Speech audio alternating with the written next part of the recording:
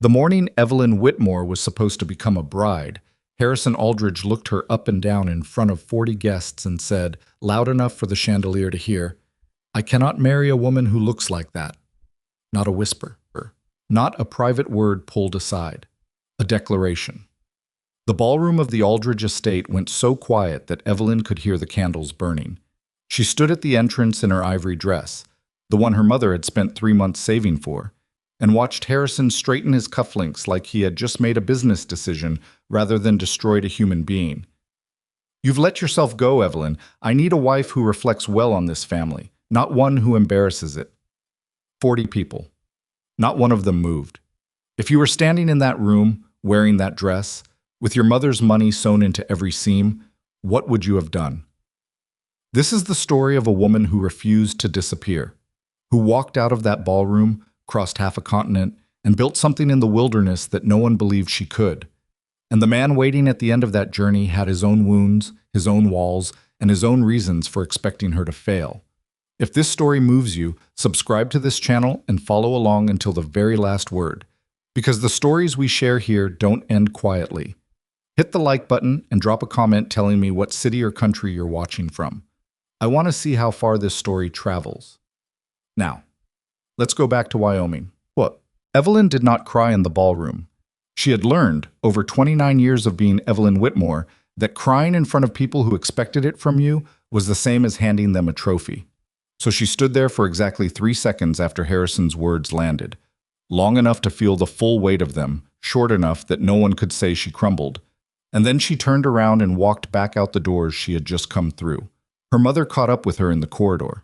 Margaret Whitmore was a small woman who had survived her husband's early death and 2 decades of Boston society by being exceedingly careful about everything she said and did. She caught Evelyn's arm and said, in a voice that was trying very hard to be soothing, "He didn't mean it the way it sounded." Evelyn stopped walking. "He said it in front of 40 people, Mother." Margaret's grip tightened slightly. "Men like Harrison get nervous. They say things. He said I embarrass him." Evelyn turned to look at her mother directly. "That is not nerves. That is what he thinks." Margaret opened her mouth, closed it. The chandelier light from the ballroom spilled through the gap in the doors and fell across her face. And for a moment she looked very old and very tired, and Evelyn felt something twist painfully in her chest. Not for herself, but for her mother, who had spent $30 on a dress for a wedding that was now not happening, and who would have to walk back into Boston society on Monday morning and explain why. "I'm sorry," Evelyn said, though she wasn't sure what she was apologizing for. She took the train home alone. The weeks after were not dramatic in the way people expected heartbreak to be dramatic. There were no tearful scenes, no confrontations at the Aldridge Club. Evelyn went back to her job at the millinery shop on Beacon Street, where she arranged hats in a window and helped women choose ribbons, and she did her work with the same quiet competence she always had. The women who came in, some of them guests at the Aldridge estate, though they pretended otherwise, were careful and kind in the brittle, particular way that Boston women were careful and kind when they were also curious. "You're holding up so well," one of them said, a Mrs. Fenwick who wore her sympathy like a good coat and meant about half of it. "Truly, Evelyn, you're so brave." Brave. As though surviving public humiliation was an act of courage rather than simply the absence of any other option. Evelyn smiled and helped Mrs. Fenwick choose between 2 shades of blue ribbon and did not say what she was thinking, which was that she had spent her entire life being called brave by people who meant broken and kept going anyway. She was not brave. She was exhausted. She was tired of being the woman who was too much of some things and not enough of others, too large, too direct, too fond of her own opinions, not delicate enough, not pretty enough in the way that Boston decided pretty worked. She was 29 years old, and she had been managing other people's discomfort about her appearance since she was 8, and she was so tired of it she could have lain down on the floor of that millinery shop and stayed there. Instead, she went home one evening in late October and found, on her kitchen table, a stack of pamphlets her cousin Ruth had left there without announcement. Ruth was 3 years older than Evelyn and had a tendency to insert herself into problems by leaving reading material rather than having conversations. The pamphlets were about the Western Territories, homesteading opportunities. a particular service that matched women seeking new circumstances with men in frontier regions who needed wives. Evelyn picked up the top pamphlet and sat down in her coat and read it without taking her gloves off. She had not been looking for this. She had not been planning to leave Boston. She had been planning in the vague, exhausted way of a person who has stopped planning properly to simply continue, to go to the millinery shop and come home and not let any of it show, and eventually feel better probably. But she read the pamphlet, and then she read the one under it. And by the time she got to the third one, which had a short passage about the Wyoming territory and ranches and men who had written honest advertisements for wives rather than romantic ones, something in her chest shifted in a direction she couldn't immediately name. She took her gloves off. She kept reading. The advertisement that stopped her was not the most eloquent. It wasn't particularly warm. It was 3 short paragraphs written in a plain, almost blunt style that she suspected had cost the man some effort, not because the words were complicated, but because they seemed to have been chosen carefully by someone who was not accustomed to asking for things. Cedar Creek Ranch, Wyoming Territory. Owner seeks a wife of practical character. No romantic promises are made here. I can offer protection, honest work, a share of what this land produces, and respect. The winters are severe and the work is constant. 3 women have come before you and none of them stayed. I am telling you this plainly rather than letting you find out later. I am not an easy man to live with, but I am a fair one. If you are a woman who wants a real life instead of a pleasant-sounding story, write to me. L. Carver. Evelyn read it 3 times. Then she turned it over to see if there was more on the back. There wasn't. That was apparently all Luke Carver had to say. She thought about Harrison Aldridge straightening his cufflinks. She thought about Mrs. Fenwick calling her brave. She thought about the millinery shop window and the Tuesday morning shift she had in 11 hours and the life that was currently arranged in front of her like a road she already knew every turn of. She got up and found paper and a pen and sat back down at the kitchen table, still in her coat, and wrote back. His response came in 2 weeks. It was shorter than his advertisement, which she had not thought was possible. He said he had received several responses and he was writing to 4 women. He asked her 3 questions. Could she ride a horse? Could she endure cold?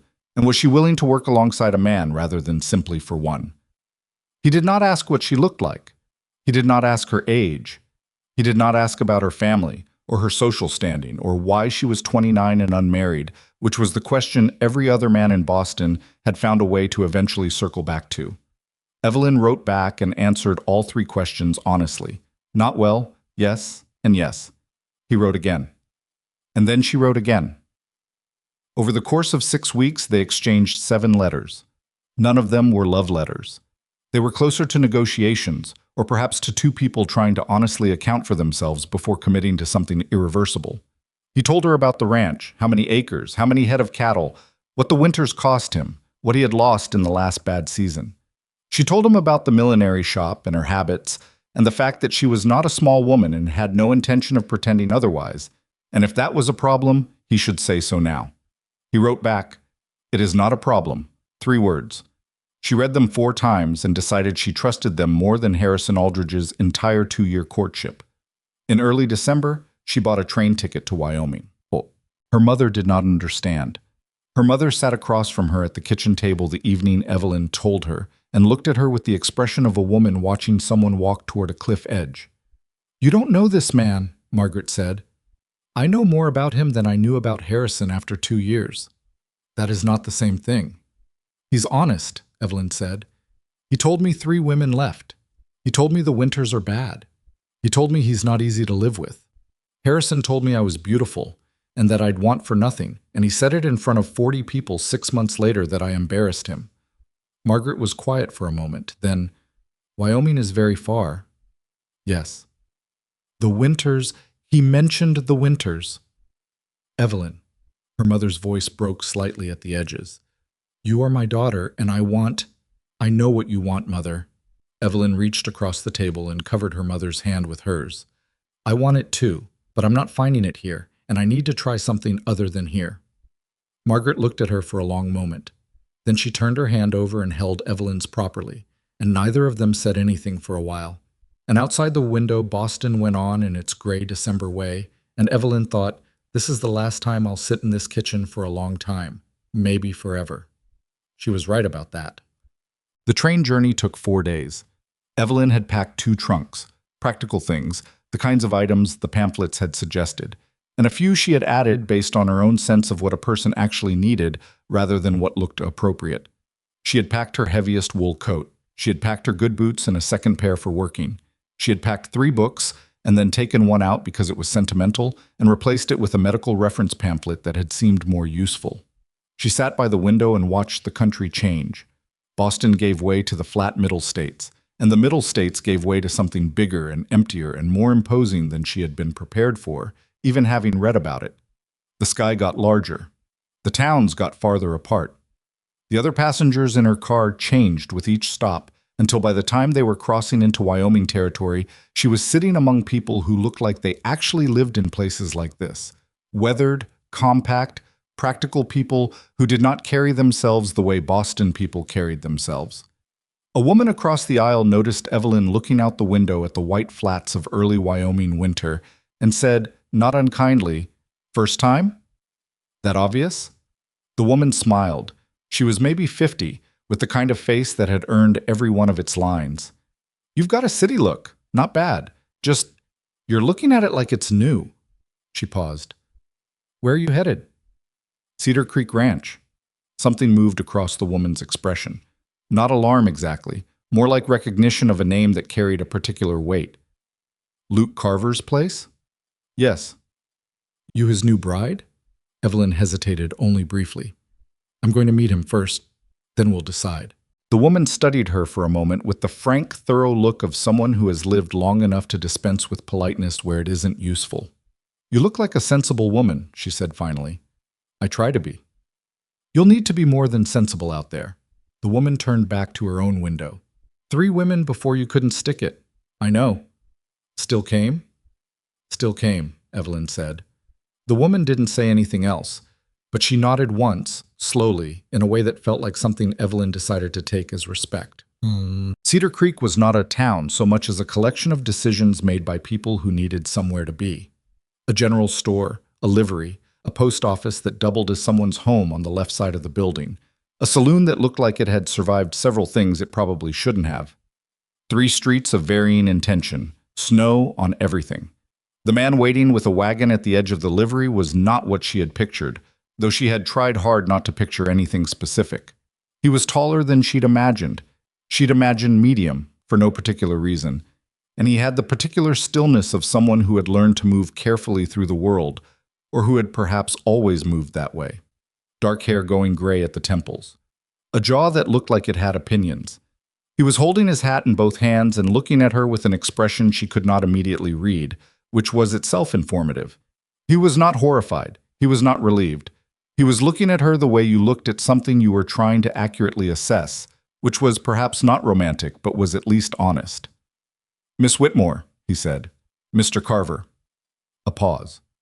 The wind moved between them with the specific intention of making everything harder.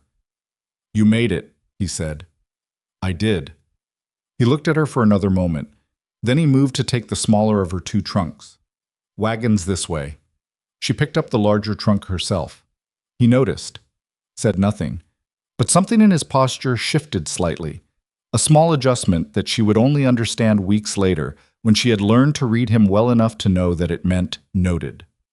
The ride to Cedar Creek Ranch took 40 minutes on frozen roads. Luke drove. Evelyn sat beside him on the wagon bench, and they were silent for most of it, which was not uncomfortable. It was the silence of 2 people who had already said the important things in letters and were now in the process of reconciling those words with the actual physical reality of each other. The landscape was extraordinary and punishing in equal measure. She had not expected to find it beautiful, but she did. The specific cold beauty of a place that has no interest in making itself appealing to you, that simply exists in its own terms and demands you either adapt or leave. She thought, I can see why people leave. And then, almost immediately, I can also see why people stay. Luke spoke once, about 10 minutes in. He said, "The east barn roof needs work before the next hard freeze. I've got the materials. It's a 2-person job." She said, "All right." He glanced at her sidelong. She said, "I've never repaired a barn roof. You'll need to show me what to do.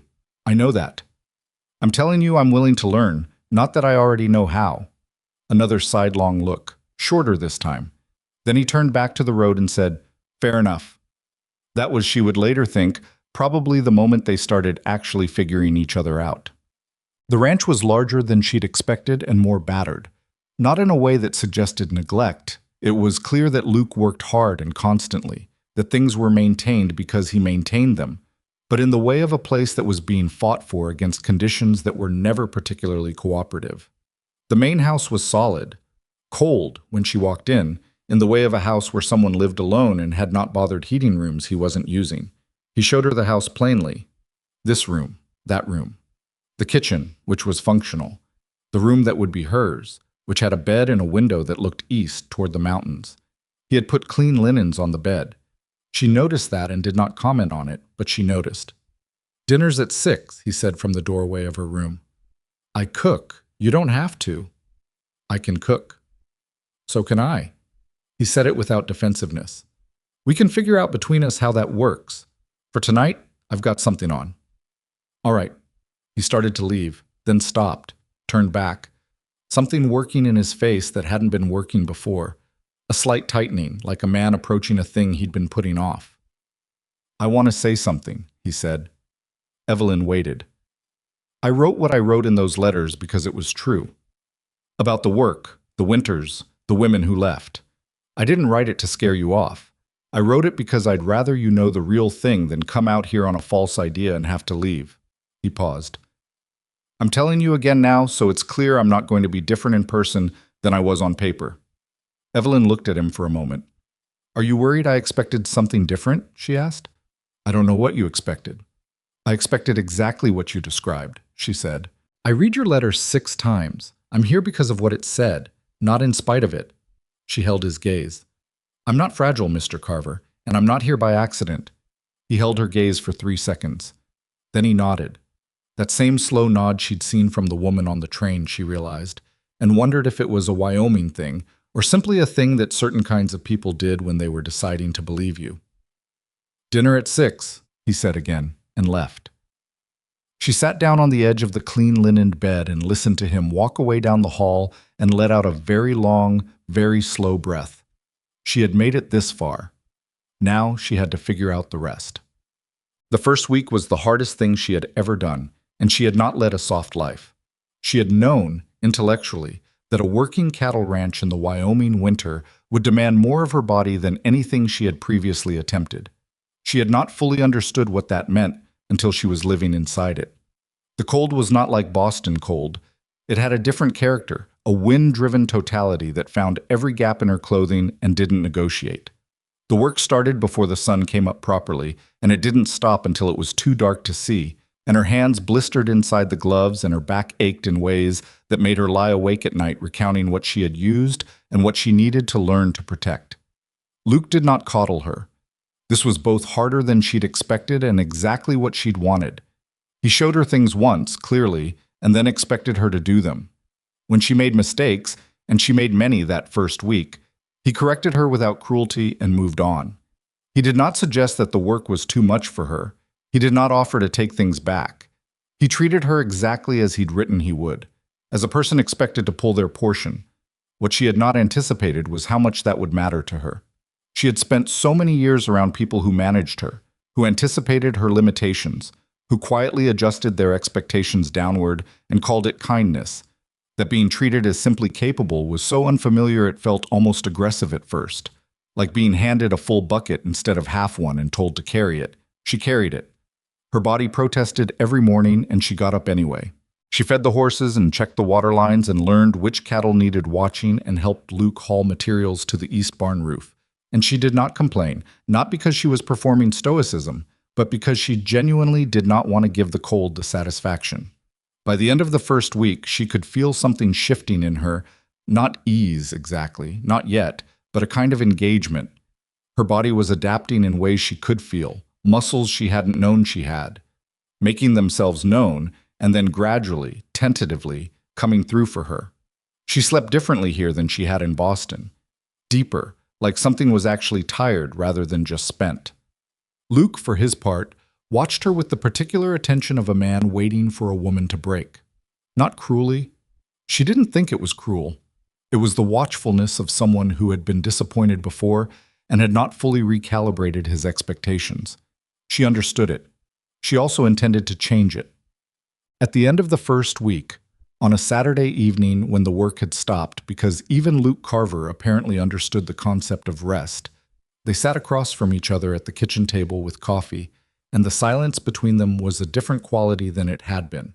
Not warmer exactly, but less defended. He said, "You're doing better than I expected." She looked at him over her cup. "What did you expect?" He was quiet for a moment. Then, with the specific bluntness she was coming to understand was simply how he operated. "I expected you to ask to go back by Wednesday." "Wednesday of which week?"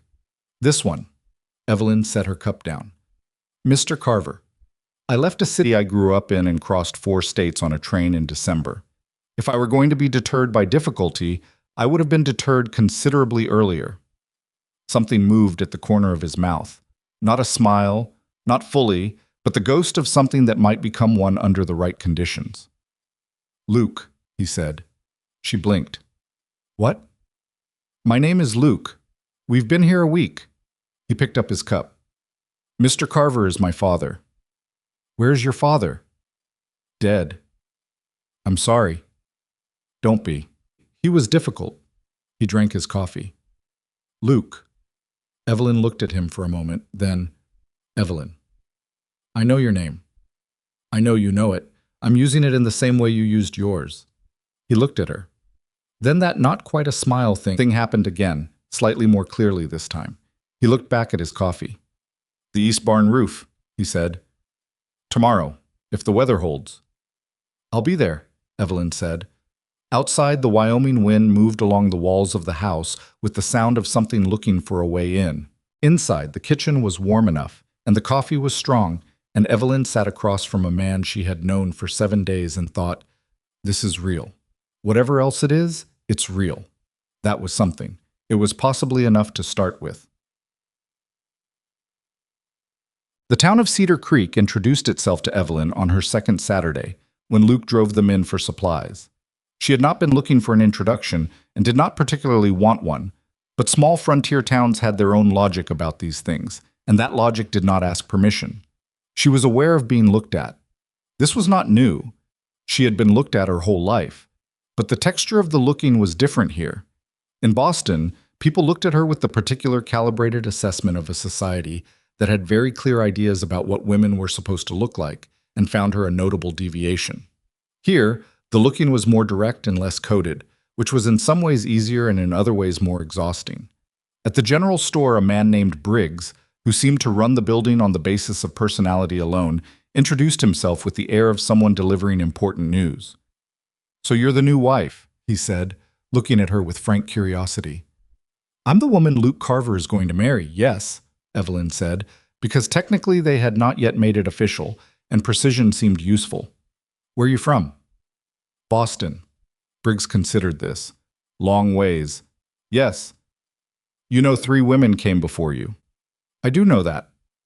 "None of them lasted the winter." "So I've heard." Evelyn met his eyes pleasantly and waited to see what he would do with the information that she was not, apparently, going to pretend this was news to her.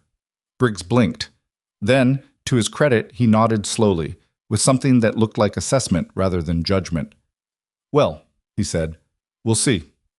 "Yes," Evelyn said, "we will."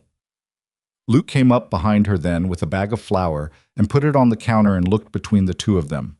"Briggs," he said. "Luke." Briggs started writing up the order without further commentary. They walked out of the store and back to the wagon, and Luke loaded supplies into the back, and after a moment he said, without looking at her, "Briggs isn't mean, he's just blunt," Evelyn said. "Yes." "I can handle blunt," Evelyn said. "I prefer it, actually." Luke looked at her then, just for a moment. Then he turned back to the supplies and said nothing, and she had the distinct sense, which she was developing slowly, through careful observation of a man who expressed almost nothing directly, that she had passed some kind of test she hadn't known she was taking. She tied the wagon's rear tarp down and climbed up to the bench and waited for him. and the Wyoming wind moved through Cedar Creek's 3 streets with its usual lack of interest in anyone's feelings about it.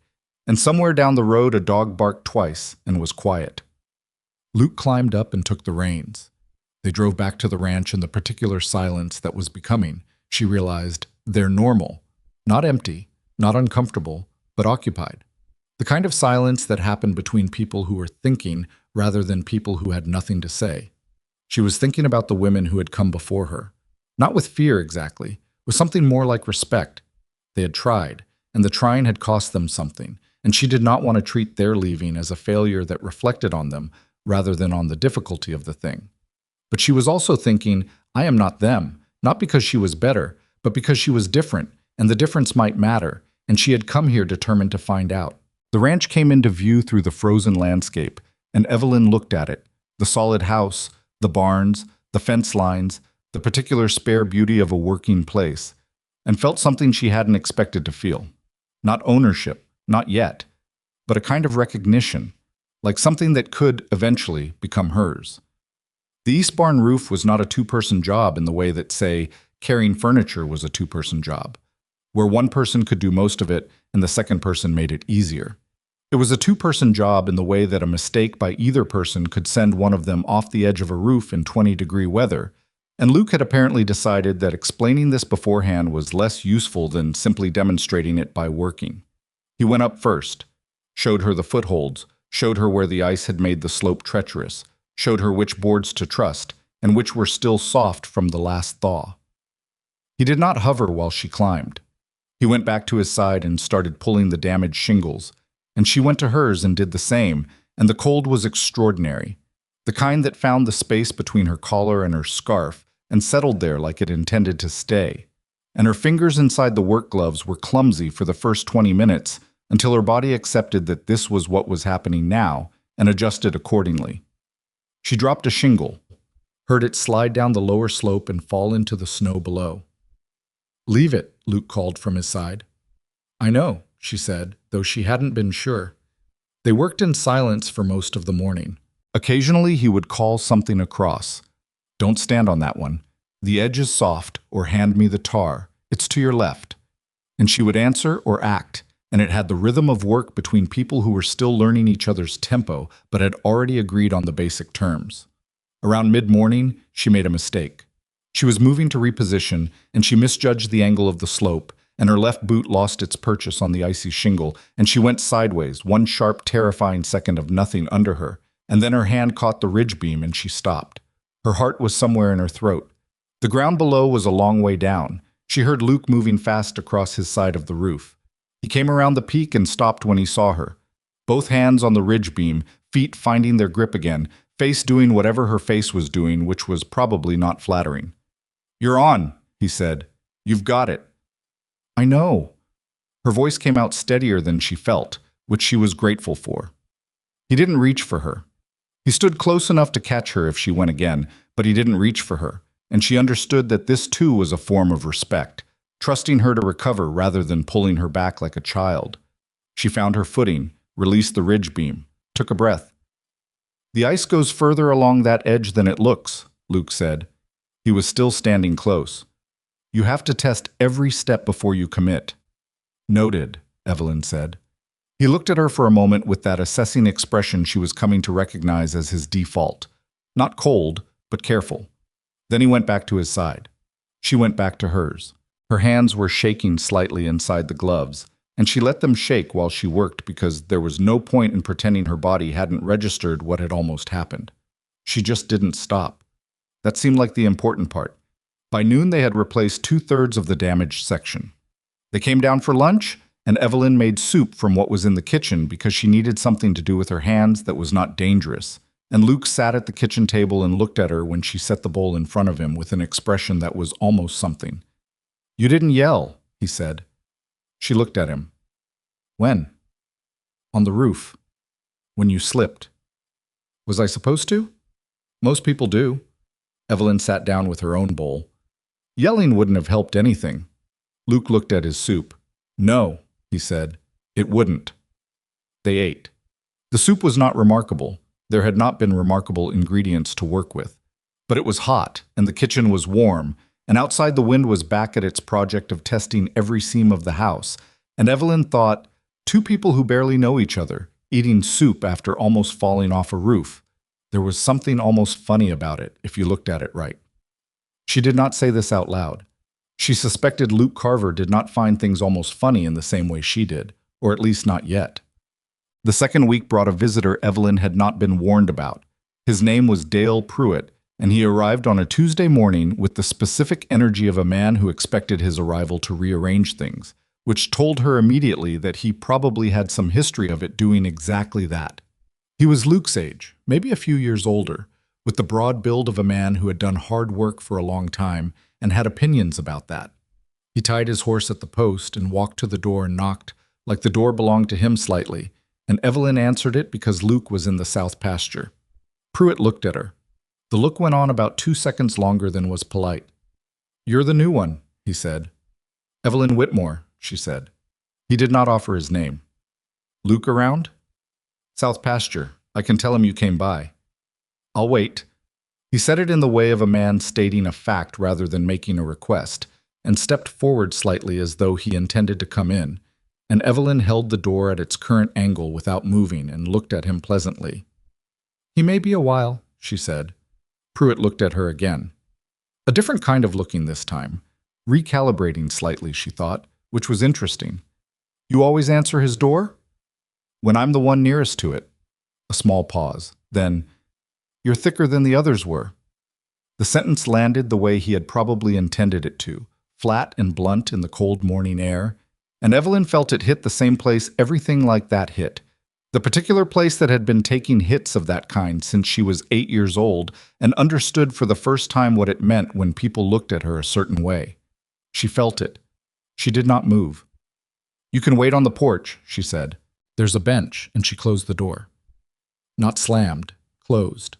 Deliberately, with the click of the latch settling into place, and then she stood on the inside of it with her heart going somewhat faster than she would have liked, and her jaw set and her hands perfectly still because she had spent 29 years learning that stillness was the most powerful response to the kind of man who expected you to fall apart. She heard him on the porch, the bench creaking under his weight. She went back to what she had been doing, which was reorganizing the kitchen storage system because it made no logical sense and was costing them time in the mornings. She kept working, her hands steadied. Luke came back 20 minutes later. She heard him and Pruitt talking on the porch before Luke came in, and something in the cadence of the exchange told her they were talking about her without being able to hear the words specifically. She did not go to listen. She kept working. When Luke came inside, he stood in the kitchen doorway and looked at her for a moment. "What did he say to you?" he asked. She looked up. "Nothing important." "Evelyn?" She stopped what she was doing and turned around. Luke was still in the doorway, his hat in his hands, and there was something working in his face that she had not seen before, a particular kind of tightness around the jaw. "He commented on my size," she said. "I told him to wait on the porch." Luke was quiet for a moment. "He's an old neighbor," he said, carefully, like a man measuring his words. "I understand that. I'm not defending what he said. I know you're not." She turned back to the shelf. "I've been dealing with what he said my entire life, Luke. I don't need you to fight anyone on my behalf. I just need you to know it happened so there's no confusion about why I put him on the porch." Another silence. Then, quietly, "That was the right call." "Thank you," she said. She heard him go back out to Pruitt. She couldn't hear what was said, but the conversation was notably shorter than it might otherwise have been, and when she glanced out the window a few minutes later, Pruitt's horse was gone. Luke came back in and poured himself coffee and didn't mention it again. She appreciated that more than she could have easily explained. Well, what nobody in Cedar Creek had told her, what the pamphlets had not covered, and what Luke's honest letters had not gotten to, perhaps because he hadn't thought it relevant, or perhaps because he hadn't known how to say it, was that the hardest part of frontier life was not the cold, and not the work, and not even the isolation, though all three of those were genuinely difficult. The hardest part was the relentlessness. There was no day off from a ranch. There was no Sunday where the animals didn't need feeding, or the water lines didn't need checking, or something didn't require attention. There was no hour where you could say, "This is paused." The ranch existed in continuous time and demanded continuous response, and the first 2 weeks had given Evelyn a manageable version of that, but the third week introduced her to the full weight of it in a way she hadn't quite been prepared for. It started with a problem in the North Water line. One of the pipes that fed the cattle's winter trough had developed a crack, not a dramatic failure, but a slow seep that had been freezing overnight and building ice around the joint. And when they found it on Wednesday morning, it had compromised the whole north section's flow. Fixing it meant digging down to the pipe in frozen ground, which was exactly as bad as it sounded. They spent the whole of Wednesday on it. Luke broke ground with a pickaxe and Evelyn followed with the shovel, and the earth came up in dense, resistant chunks. And by mid-afternoon, her shoulders were burning in a way she had no previous reference point for, and her breath was coming in ragged plumes in the cold air. Luke was tireless in the grinding, relentless way of a man who had been doing this kind of work for 20 years, and watching him helped her. Not because she was competing with him, but because his pace was a kind of proof that it was possible to keep going. She kept going. They got the pipe repaired by late afternoon, covered it back, got the flow running. Luke tested every joint twice and then stood back and looked at it with the expression of a man doing arithmetic on what it would cost him if this happened again. And Evelyn stood beside him doing the same arithmetic and then said, "The insulation around the joint isn't sufficient. We should add more before the next hard freeze." He looked at her. "The exposed section," she said and pointed. "If it cracked once, it'll crack again without better protection. I've seen the same problem with water pipes in buildings back home. The principle's the same even if the scale is different." Luke looked at where she was pointing. "We'd need more wrap material. Can we get it at Briggs?" "Should be able to." "Then we should get it before the weekend. The temperature's supposed to drop again." He looked at her for a long moment. "How do you know the temperature's supposed to drop?" "I asked Mrs. Briggs on Saturday. She seems to track it." Something in his expression shifted, barely, but she was getting better at reading the small movements. "Yes," he said. "You're right. We should do that." They went inside and she made coffee, and her shoulders screamed the entire time she was lifting the pot. And she did not say anything about it, and Luke looked at her across the table with the particular look he had when he was thinking something he hadn't decided yet whether to say. "You're not what I expected," he said finally. She wrapped both hands around her cup. The warmth was extraordinary. "You keep saying that." "I keep meaning it." "What did you expect?" He thought about this. Honestly, she could tell. He was not a man who reached for easy answers.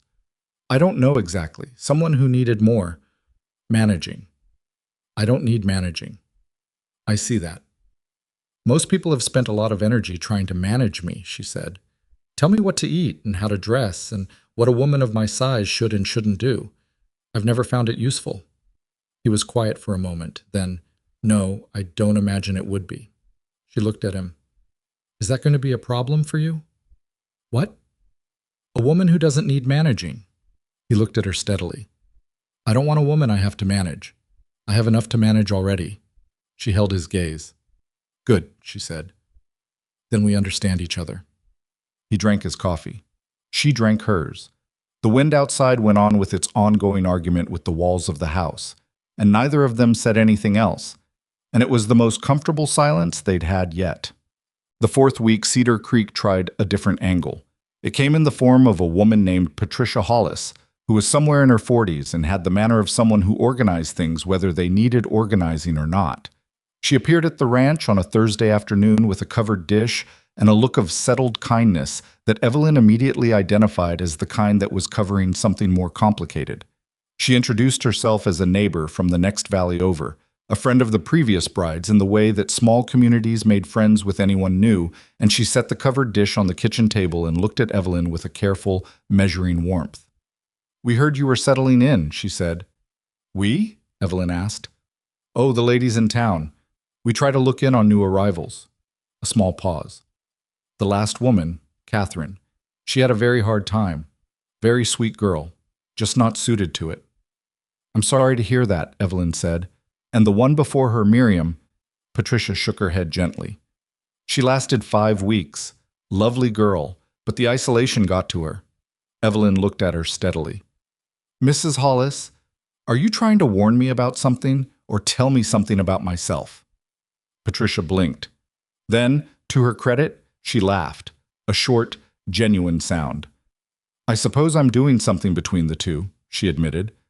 I came because I wanted to see what you were like, and I'm finding that you're somewhat more direct than I expected. Is that a problem? No. Patricia looked around the kitchen, looked at the reorganized shelves, the new system Evelyn had implemented, the clarity of the space. No, it's... Actually, I think it might be what's needed. Her eyes came back to Evelyn with a different quality now. Less assessment, more something approaching actual interest. You've changed the kitchen. The old system was inefficient. Luke agreed. He agreed, Patricia repeated, in a tone that said this was information of some significance in her understanding of Luke Carver. Is that surprising? Luke doesn't agree to domestic changes easily. He and Catherine had words about the kitchen more than once. Evelyn considered this. I didn't ask to change anything.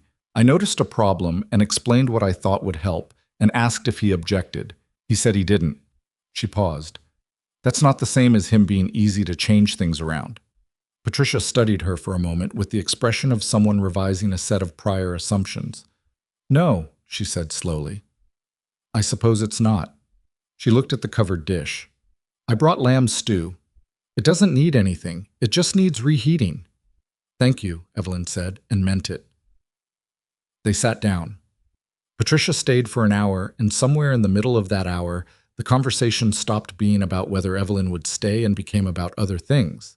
About the valley, about which neighbors were trustworthy and which were complicated, about where the best trading happened, and what the spring was like, and what grew in this soil and what didn't. Practical information, delivered by a woman who had lived here long enough to know what actually mattered, and Evelyn absorbed it with the focused attention she brought to anything useful. When Patricia left, she paused at the door. You should come to the women's Thursday gathering next week, she said. It's at the Morrison place. Most of the Valley women come. What do you do? We talk. We sue if we have something to sow. We share information. A slight smile. Mostly we talk. All right, Evelyn said. I'll come. Patricia looked at her for a long moment with an expression that was close to something Evelyn hadn't seen from many people. Not approval exactly, and not pity, but a kind of quiet recognition. You're going to be fine, she said. It wasn't empty comfort. It was an assessment. I know, Evelyn said. Well, Luke found out about the Thursday gathering the morning after Patricia's visit, when Evelyn mentioned she would need use of the wagon next week. He paused over his coffee. The Morrison place is 3 miles. I know, Patricia told me. The road's next week. If the roads are bad, I won't go, she said. If they're passable, I will. I'm asking about the wagon. He looked at her with that careful look. Then, I'll drive you. You don't have to. 3 miles on your own, on those roads, in this weather. Luke. He stopped. I'm not asking you to protect me from 3 miles, she said. I'm asking if I can use the wagon. He looked at her. Then he said fairly, Fine. Yes. The wagon's yours when you need it. She nodded. Then after a moment, but the North Pasture Road has a low section that floods when the snow starts melting. I'll show you which way to go around. Evelyn looked at him. That would be helpful. Thank you. He drank his coffee. She drank hers. She was realizing how they were working out most things, not without friction and not without the occasional moment where one of them had to stop and recalibrate, but with a basic underlying honesty that she had not expected to find, and was finding. She depended on more than she'd anticipated. The Thursday gathering was the first time Evelyn was around Cedar Creek women en masse, and it was illuminating in the way that putting yourself in a new social context is always illuminating. You learn things about a place by seeing how its people are with each other that you cannot learn any other way. There were 7 women at the Morrison house. They ranged in age from about 22 to somewhere past 60. They looked at Evelyn with the frank, curious attention of people who had been talking about her before she arrived, which she had expected. What she had not fully expected was how quickly the curiosity shifted, not to acceptance, she wasn't going to overstate it, but to engagement. Because Evelyn knew things they didn't. She knew about preservation techniques she'd learned in Boston. She knew about a particular system for managing winter food storage that the women hadn't encountered. She knew about a treatment for cracked hands, which every woman in that room had, in various stages, that she'd discovered through the millinery shop and which was better than what they were currently using. She didn't offer these things as a city woman bringing gifts to frontier people. She offered them the way she would have in any practical conversation, as information shared between people who could use it. And the women took them the same way, without ceremony and with genuine interest. And somewhere in the exchange, Evelyn found herself in what was simply a conversation rather than an audition. The woman past 60 was named Agnes Marsh, and she had lived in this valley for 30 years, and she had the particular authority of someone who has outlasted enough situations to stop being anxious about new ones. She sat beside Evelyn at one point in the afternoon and said, with the directness of someone who had earned the right to be direct, "You're not what the town expected." "I hear that a lot," Evelyn said. "What did you expect when you came?" Evelyn thought about it honestly. "I expected it to be hard. I expected people to doubt me. I didn't expect—" She paused, looking for the right word. "How much I'd need to revise my own ideas. About what I could do. About what I needed." Agnes looked at her with calm, weathered attention. "And what have you revised?"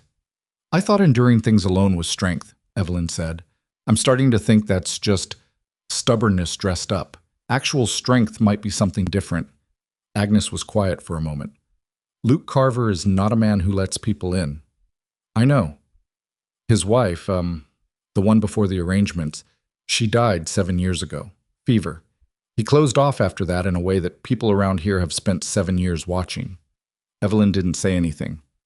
"I'm not telling you to fix him," Agnes said. "I'm telling you, but don't be surprised if it's slow." "I'm not in a hurry," Evelyn said.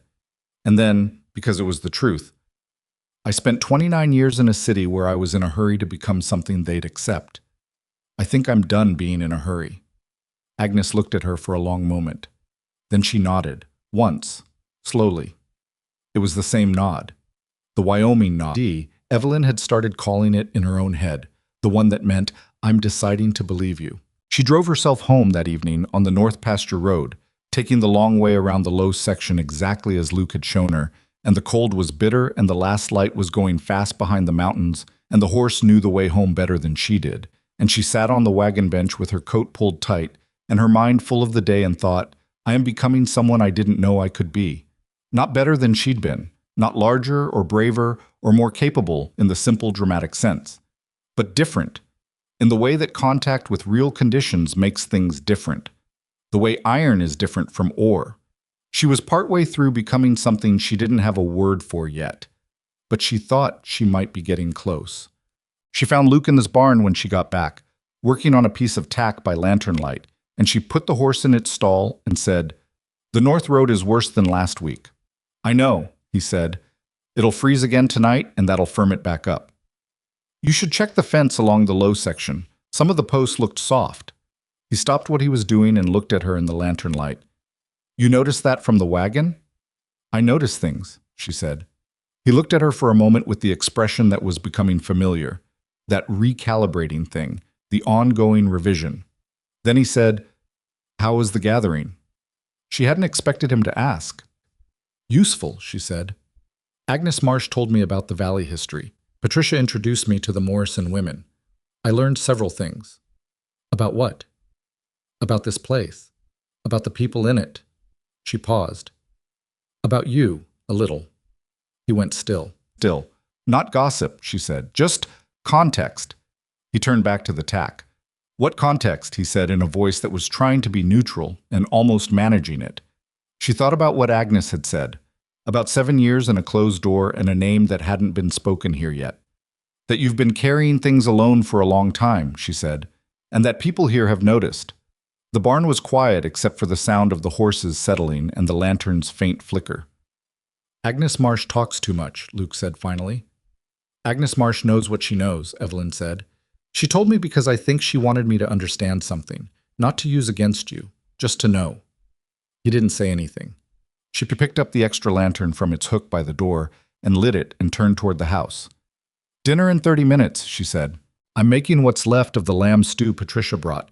It's better reheated anyway." She walked out into the cold night, across the yard toward the lit windows of the house. Behind her, after a moment, she heard Luke set down the tack, heard him move.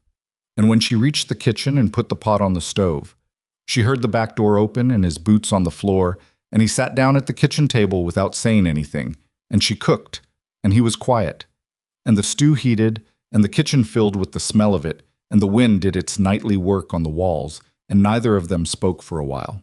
But he had come in early, and she thought that was something worth paying attention to. He came in early 3 more times that week, and neither of them mentioned it. That was how things worked between them, incrementally, without announcement, in the way that water finds its level not by declaration but by the simple physics of its own nature.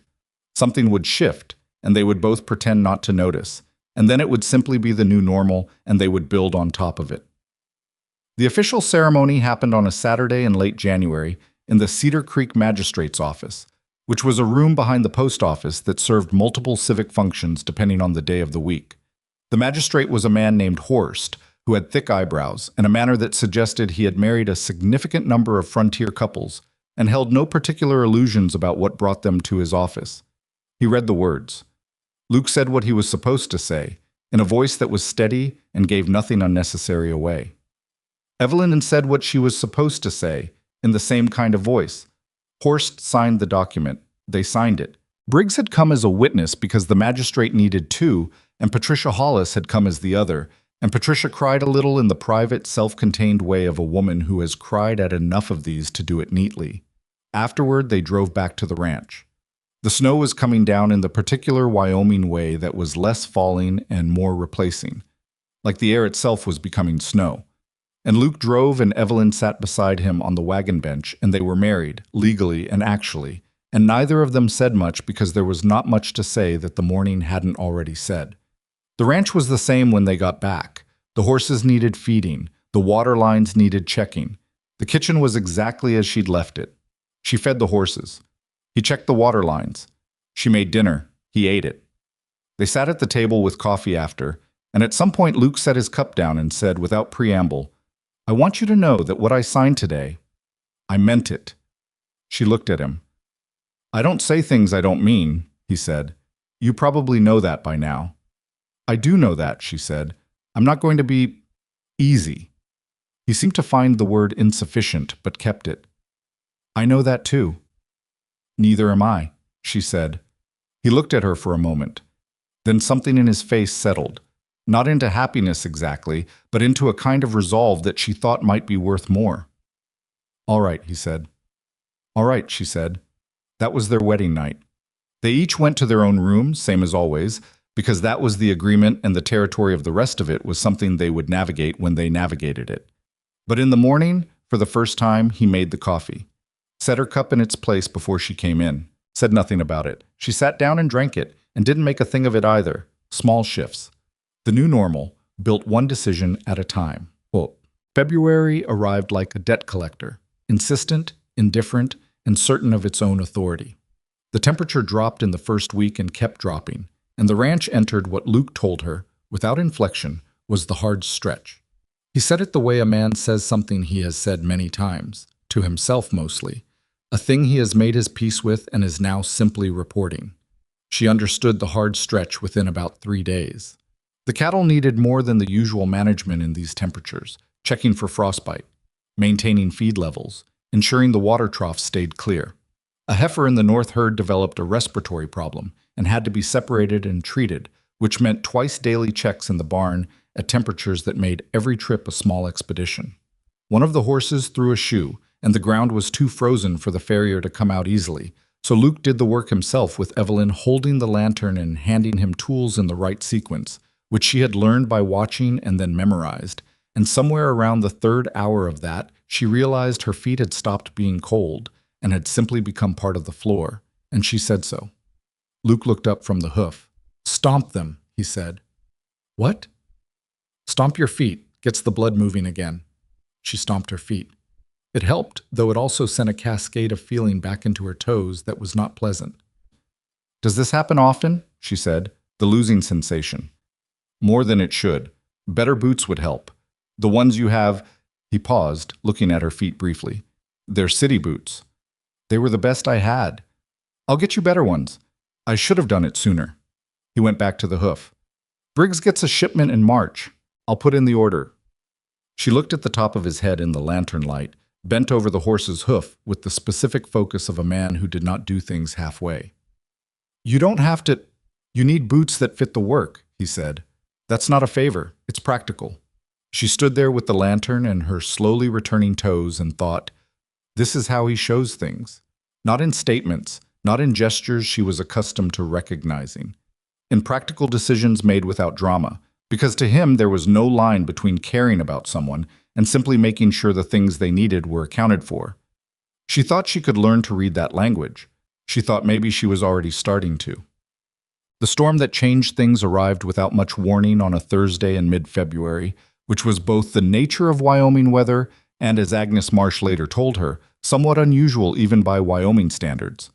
It started as snow, which was not unusual, and became wind, which also was not unusual, and then it became the combination of both in quantities and speeds that made the entire world outside the windows a white, roaring nothing, and that was when it became something else entirely. Luke had gone out to check the south herd 3 hours before the worst of it hit. Evelyn had been inside managing the fire and the supply inventory they'd been building against exactly this kind of situation, and she had watched the storm developing through the window with the attention of someone who had learned, over 6 weeks, to read the sky's intentions, if not always predict its schedule. When the wind reached the pitch that made the walls speak, a low, constant sound that was less howl and more pressure, like the outside of everything was leaning in, she put on her coat. She knew where he'd gone. She knew the south herd's winter ground, had walked it enough times to know the terrain. She knew that between here and there was a stretch of open land that in ordinary winter was manageable, and in this kind of wind became genuinely dangerous, not because of the cold alone, though the cold was real, but because visibility dropped to near nothing, and a person could lose direction within 20 feet of a familiar landmark. She tied a line from the barn post to her wrist before she went out. She had read about this, or heard about it, she wasn't sure which, and the reading or hearing had lodged in the practical part of her mind that was always slightly compulsively cataloging information that might matter. The wind hit her like a physical argument. She kept moving. The barn was her first stop, because she needed the horse, and because she needed to know the south pasture horses were secure. They were, barely. She could hear them unsettled in their stalls, the particular anxious sound of animals that understood the weather better than any human did. She got the main barn doors secured against the wind and turned around, and found that in the 12 minutes she'd been inside, the world had entirely rearranged itself. The line back to the house was there. She followed it, hand over hand, back to the door, and she stood inside for a moment and calculated. Luke had 3 hours on her. He knew the land far better than she did. He had survived Wyoming winters for 20 years. He was not a man who made careless decisions. He also had the particular blindness of a man who had been surviving alone for so long that he had stopped accounting for the fact that other people might be looking for him. She thought of Agnes Marsh's words, carrying things alone for a long time. She went to the kitchen, found the supply of rope she'd cataloged in November. She had enough for 300 feet if she spliced the 2 longest lengths together, and 300 feet would get her to the first fence line of the south pasture, which would then give her a guide to follow. She also found the signal horn that had been hanging on the wall since before she arrived, dusty and apparently ornamental, and she took it down and cleaned the mouthpiece and put it in her coat pocket. She went back out. She almost missed him. She was along the second fence line, moving carefully with the rope paid out behind her and the wind doing its absolute best to push her in directions she had not chosen, when she heard it, a sound that was not wind, and not the fence wire singing, and not the snow hitting her coat collar. A sound that was human, and close, and slightly wrong. She moved toward it and found him 30 feet off the fence line, on his knees in the snow. He had fallen. Not a dramatic fall. She could see, even in the reduced visibility, that it had been a slow one, the kind of fall that happens when cold has gotten into your joints, and your legs have made a unilateral decision. His hands were on his thighs and he was upright from the waist, which meant he was conscious, which was the thing that mattered. She got to him and grabbed his arm and said, "Luke." He looked up at her and his face in the stormlight was a particular shade that she did not like at all. "How long?" she said. "I'm fine." His voice was wrong, slower than usual, slightly effortful. "How long have you been down?" "I'm... Luke." She got her shoulder under his arm. "How long?" A pause. "Few minutes," he said. Wind took me off the line. Can you get up? Yes. He could, but it took longer than it should have, and it took her full weight on his arm to give him the leverage. And when he was upright, she felt how cold he was, even through both their coats. The specific cold of a person whose warmth has been losing the argument for a while. I've got a rope line back to the house, she said. I need you to follow it with me. Can you do that? He looked at her in the storm. She could see him doing the thing men did when they were in trouble and did not want to be seen in trouble. The recalibration of how much they could admit to. Yes, he said. I can do that. She kept hold of his arm. They moved. It took 40 minutes to cover ground she had crossed in 15, because she was managing his pace and the rope simultaneously, and because the wind was now so aggressive it was working against every step. She talked while they walked, not encouragingly, not the way someone talks to a person they're afraid of losing, but practically, a running account of where they were and what was coming. 10 more feet, here's the fence, step up, there's a dip, use the rope. Something to follow. Something that was not the wind. He followed. He did not pretend he wasn't leaning on her. That, she would think later, was when something shifted between them that had not been there before. The back door of the house was the best thing she had seen in several weeks. She got it open against the wind's resistance and got him inside and got the door closed, and the kitchen was warm in the specific way of warm when you have genuinely needed it, not just preferred it. He sat down heavily at the table. She got his outer coat off and his gloves and looked at his hands, which were pale in a way they should not have been. She got water heating on the stove and found the wool blanket from the bedroom and put it around his shoulders, and did not say anything, and he did not say anything. And she worked with the specific efficiency of someone who does not have the attention to spare for drama right now. When the water was warm enough, she made him hold the bowl between his hands. Your fingers, she said. Tell me if any of them lose feeling entirely. They're all... He stopped. The middle one on the left. Okay. She kept her voice level. Keep holding the bowl. Don't rub them. Just hold the heat. He did. She watched his face and monitored the color coming back and did the arithmetic on what they had and what he needed and concluded, after about 15 minutes, that they had caught it in time. The color was returning. His jaw had unclenched slightly, which meant the pain was beginning, which was actually the better sign. It hurts, he said. Yes, she said. That means the blood is coming back. He looked at his hands around the bowl. Then he looked at her, and his expression in the kitchen light was one she had not seen on him before. Not gratitude exactly, though that was part of it. Something more exposed than gratitude. Something that a man who had been carrying everything alone for 7 years might look like when he had been carried once and didn't have a face ready for it.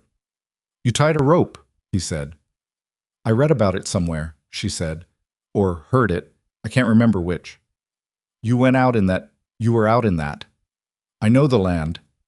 You were on your knees 30 feet from the fence, Luke. He stopped. She looked at him steadily. I'm not saying it to embarrass you. I'm saying it so we're both clear about what happened. A long silence. The fire in the stove crackled. The wind made its ongoing case against the house.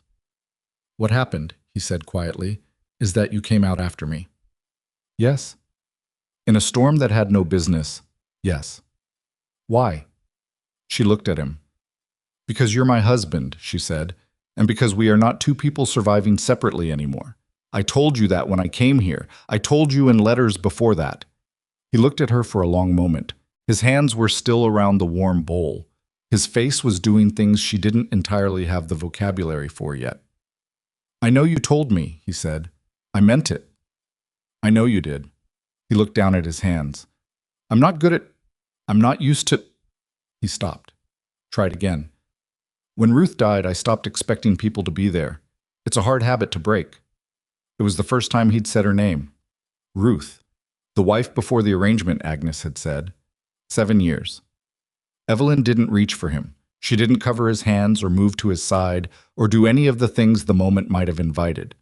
She understood by now that he was not a man who wanted to be reached for when he was in a vulnerable place, that what he needed was to be allowed to speak without anyone rushing toward him while he did it. I'm not going anywhere, she said.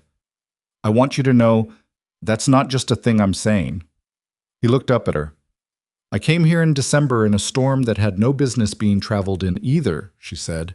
I repaired your roof with you in conditions I'd never worked in before. I put Dale Pruitt on your porch. I spent 6 weeks learning every fence line and water pipe and temperamental cow on this ranch. She held his gaze. I am not going anywhere. The kitchen was very quiet. No, he said finally, very low. I don't think you are. The storm lasted 2 more days. They weathered it inside, going out together only for the non-negotiable barn checks, with the rope system she had established as a standing practice now, because he had looked at it and said, without ceremony, we should keep this set up.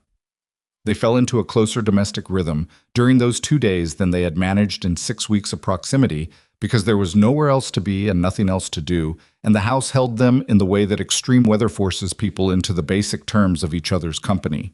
He taught her a card game he'd learned from his father that she suspected his father had not invented, but that Luke clearly believed was more or less original to the family. She lost badly for an hour, and then started to understand its logic, and lost only moderately after that. And he had the specific satisfaction of a man who is good at something and has found a worthy opponent to be good at it against. She told him about Boston, not the parts she'd told him in letters, the surface parts, the practical biography, but the other parts. What it was like to walk into a room and watch the room decide things about her before she spoke. What it was like to be courted by men who thought of her body as a problem they were being generous enough to overlook. What Harrison Aldridge had said in that ballroom with the chandelier overhead and 40 people not moving. Luke listened to all of it without interrupting, which was one of his better qualities. When she was finished, he was quiet for a moment. Then he said it in front of 40 people. Yes. And none of them moved. No. He was quiet for another moment, and she watched something move through his expression, not outrage exactly, though that was in it. Something colder and more considered. He's a coward, Luke said. Yes, Evelyn said. A brave man doesn't say that kind of thing. A confident man doesn't say it. Only a man who's afraid of something says it. He was afraid people would think less of him for marrying you, and he was too much of a coward to examine why he cared. She looked at him. I'm not just saying it, he said, a little gruffly, apparently reading her expression. I mean it. The kind of person who does that. They're afraid. That's all it is. That's the whole story. I know, she said.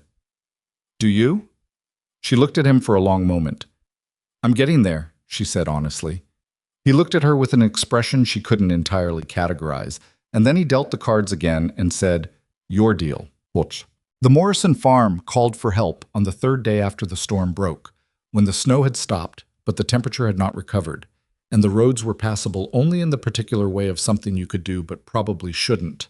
Tom Morrison sent his eldest boy across on horseback, which told her immediately that whatever was happening was real enough that he'd made the calculation that the risk of sending the boy was worth it.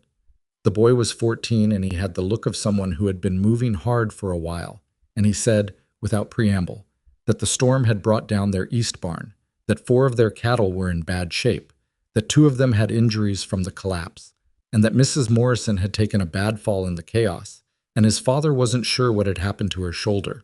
Luke was ready to go in 4 minutes. This was the thing about him she had learned that still slightly amazed her. The complete absence of delay when something was actually urgent. Whatever his difficulties with the emotional registers of life, the practical ones engaged him instantly and without friction. She was in her coat by the time he came back through the kitchen. He looked at her. You don't have to. 3 of us is better than 2, she said. And if Mrs. Morrison's shoulder is bad, she'll want another woman there. He looked at her for 1 more second. Then, bring the medical kit, the big one. Already have it, she said. They took the boy between them on the wagon and drove the 3 miles to the Morrison farm. And what greeted them was the particular organized chaos of a disaster that has been ongoing long enough for the people in it to have moved past shock into the grim mechanical stage of damage management. Tom Morrison was a large, spare man who moved with the efficiency of someone running on necessity rather than energy, and he looked at Luke and then at Evelyn and said, "Thank God," without apparently registering that he'd said it. The barn was bad. A section of the roof had come down under the snow load, and 4 of the cattle in that section had been in various stages of caught beneath it when it went. 2 of them were past help, which Tom already knew and had set aside as a fact to process later. 2 more were injured but salvageable, if the injuries were managed properly. Luke went to the cattle. Evelyn went to find Mrs. Morrison. Her name was Clara, and she was in the main house sitting at the kitchen table with her arm at an angle that made Evelyn's stomach tighten briefly. She had the face of someone in significant pain who had decided that making less of it was the only useful option available. "My shoulder," she said when Evelyn came in. "I went down on the ice in the yard. I felt something go." Evelyn had read the medical reference pamphlet she'd packed, the one she'd swapped for the sentimental book back in Boston. The decision that now seemed more prescient than calculated. She had not done this before. She wanted to be clear with herself about that, because false confidence was more dangerous than acknowledged uncertainty.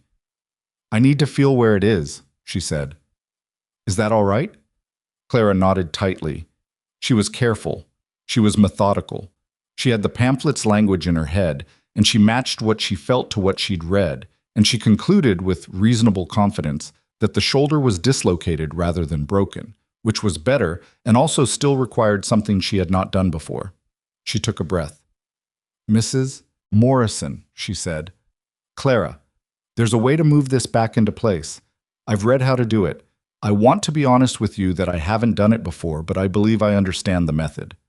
Clara looked at her with the direct, measured look of a woman assessing her options. "What's the alternative?" Clara said. "Waiting for the doctor from Rawlings, who probably can't come until the road's clear in 2 days. 2 days like this." "Yes." Clara looked at her shoulder, looked at Evelyn, then, "Do it." It was not a smooth process. It hurt Clara considerably, and Clara made sounds that she immediately silenced, and Evelyn's hands were shaking slightly, and she knew they were shaking and worked with the shake rather than against it, focused entirely on what the pamphlet had said about angle and pressure and the sound you heard when the joint found its place. The sound happened. Clara's face went from the particular mask of pain into the entirely different expression of pain that has been replaced by relief, and she sat there for a moment breathing with her eyes closed, and Evelyn sat across from her and kept her hands very still on her knees and waited. "Lord," Clara said quietly. Then, That's right. That feels right." "Don't move it," Evelyn said. "We need to get it in a sling, and you need to keep it still for some weeks." Clara opened her eyes. She looked at Evelyn with an expression that Evelyn recognized, though she had not seen it directed at herself before. The look of someone who has been genuinely helped at the moment they needed it, and who is recalibrating accordingly. "You know," Clara said, "I heard you were coming out from Boston. City woman, they said." "That's what I am," Evelyn said. "I thought—" Clara stopped, seemed to decide to be honest. "I thought you'd struggle." "I did struggle," Evelyn said. "I'm still struggling, parts of it." Clara looked at her. "But here you are." "Here I am, Evelyn said. She made the sling from what the house had available, because the medical kit sling was standard size and Clara was small and it needed adjusting, and she used the kitchen scissors and a piece of the good linen from the drawer that Clara directed her to, and she sat at Clara Morrison's table in the aftermath of a Wyoming storm, and did something useful with her hands, and through the window she could see Luke and Tom working at the barn and the smoke from both their breaths in the cold air. She had no idea, sitting there, that the thing she had just done for Clara Morrison would be the thing people in Cedar Creek talked about for weeks, that it would travel the specific way that useful acts travel in small communities, passed from person to person, not as gossip, but as information, the way people share the knowledge of where the water is or which road is passable. She had no way of knowing that. She was just doing what was in front of her to do. Outside, the Wyoming cold was still extraordinary and indifferent and total. But inside the Morrison kitchen, with the fire going and the linen sling around Clara's arm, and 2 women sitting across from each other who had not known each other well enough 6 hours ago to use first names, something had shifted. It was the thing Evelyn had been learning since December, since the wagon ride and the barn roof, and the kitchen shelves and the card games and the rope in the storm. That strength was not the thing she had thought it was in Boston, the thing she'd performed for rooms full of people who were judging her regardless. It was not the absence of falling. It was the presence of getting up and reaching a hand to the person next to you while you did, and not making them feel small for having needed it. Luke found her an hour later, still in the Morrison kitchen, with Clara drinking tea and the two of them talking about the spring planting because Clara said she needed to think about something other than her shoulder. And he stood in the doorway with his coat still on and looked at her with the expression that was his own version of the thing. The Wyoming nod, but in his face, a settling. "We should get back before the light goes," he said. "I know." She stood. To Clara, "Send Tom if it changes, swells, or if the feeling doesn't come back properly." "I will," Clara said. She reached out with her good arm and caught Evelyn's hand, held it once. "Thank you." Evelyn squeezed back and let go and went to get her coat. Outside, walking to the wagon, Luke fell into step beside her. His shoulder was close enough that she could feel the warmth of him even through the coats. "Clara's shoulder?" he said. "Dislocated. I put it back." A beat. "You've done that before?" "No." He looked at her. "I read a pamphlet," she said. "Back in Boston, I swapped a book for a medical reference. Seemed more practical." He looked at her for a long moment as they reached the wagon, and she could see him putting things together. The medical kit she'd packed without him asking, the pamphlet she'd read on a train in December, the decision made by a woman packing for an unknown life with the specific practical intelligence of someone who assumed things would go wrong and decided to be ready for them. He helped her up to the wagon bench. Not because she needed it. She had noticed, over the weeks, that he'd started doing small things like that, handing her the better tool, checking her side of the roof first, driving on the side of the road that got less wind. None of it announced, all of it chosen. She thought, this is how he is. Not despite what he'd been through. Because of it.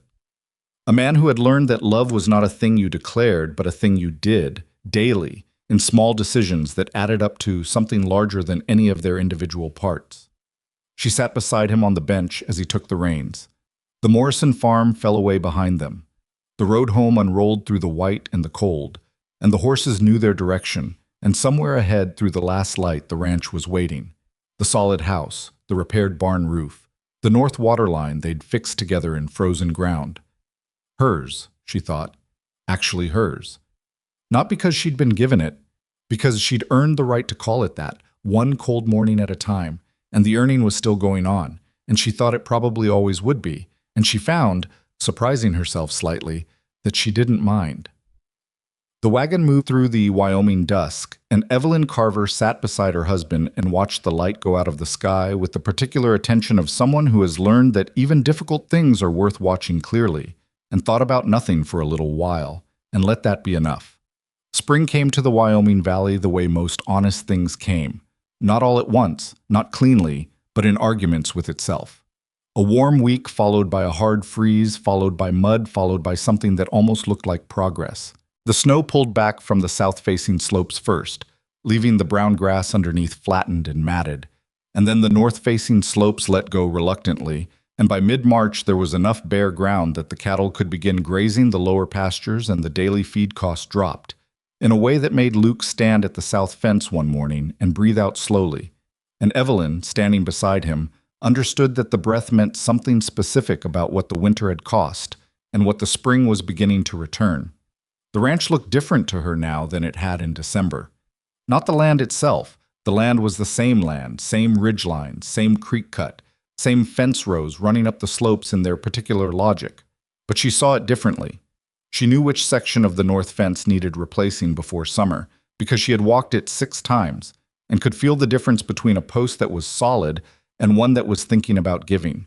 She knew which of the cattle were reliable and which were difficult, and which particular heifer had a talent for finding the one gap in any fence and requiring retrieval. She knew the kitchen by feel in the dark, knew which floorboard spoke underfoot on the way to the stove in the early morning before the light was full. She knew this place, and it knew her, in the way places know the people who have worked them, not sentimentally, but practically, the way a tool settles into the hand that uses it. Luke had noticed. He hadn't said so directly, because directness about feeling was still the thing he navigated around rather than through, but she had learned to read his particular vocabulary. He had stopped explaining things to her that she already knew. He had started asking her opinion about decisions before he made them. Not all decisions, not the ones that were purely his experience and judgment, but the ones that touched the overlap of what they both understood. What he paid attention to told her more than what he said, and she paid attention to that. The Thursday gatherings at the Morrison place had continued through the winter's worst and had become, without anyone announcing it, a thing Evelyn was expected at rather than invited to. Clara's shoulder had healed well, and Clara had told the story of Evelyn's intervention in her kitchen with the specific detail of a woman who understood that useful information deserved to be transmitted accurately. And the consequence of this was that Evelyn arrived at the March gathering to find a woman named Helen Craft, waiting with a question about her son's persistent cough, and an older woman named May asking about a cut on her husband's hand that was healing wrong. She was not a doctor. She made this clear every time with the same words. I am not a doctor. I have read about this and I will tell you what I know, but you should get a real doctor when one is available. The women nodded and listened to the qualification and then proceeded to value her assessment approximately as much as they would have valued a doctor's, partly because the nearest actual doctor was 12 miles away in Rawlings and made house calls only in spring and summer when the roads permitted, and partly because Evelyn's assessment of Clara's shoulder had been right. She was uncomfortable with this, some days. The weight of being the person people trusted in that way, when her knowledge came from pamphlets and good observation rather than years of actual training. She said as much to Agnes Marsh one Thursday afternoon, when most of the other women had gone, and the two of them were sitting with the end of the tea. Agnes listened to her with the patient, angular attention she brought to everything, and then said, What do you think a doctor does, primarily? Evelyn looked at her. What? Before he knows anything, before he has the degree, or the instruments, or the experience, what does he do first? Evelyn thought about it. He looks carefully, she said. He asks questions. He listens to what the patient says and tries to match it to what he knows. That's what you do, Agnes said. I don't have the knowledge he has. No, but you have more knowledge than the women here who are alone with a sick child, and 12 miles of bad road between them and help. Agnes set down her cup.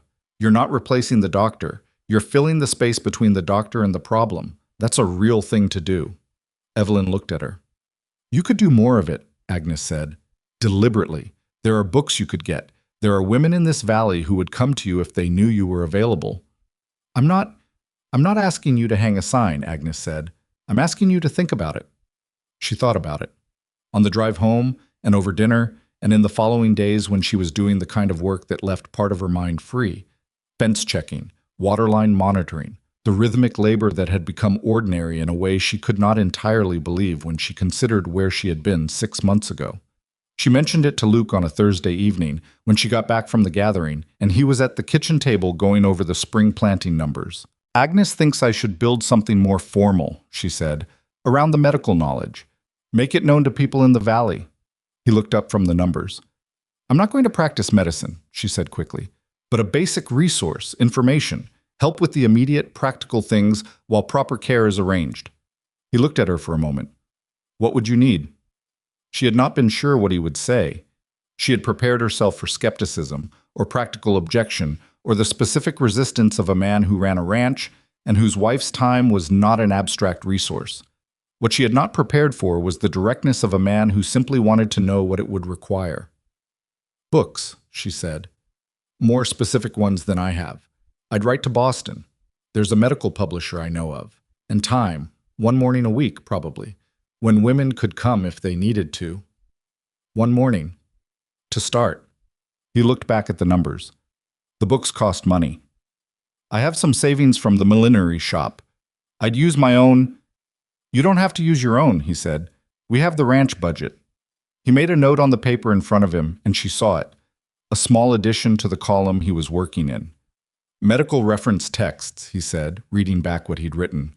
And he paused, pen still. What would you call it? The thing you're offering. She thought about it. I don't know that it needs a name, she said. People like things to have names, he said. In my experience.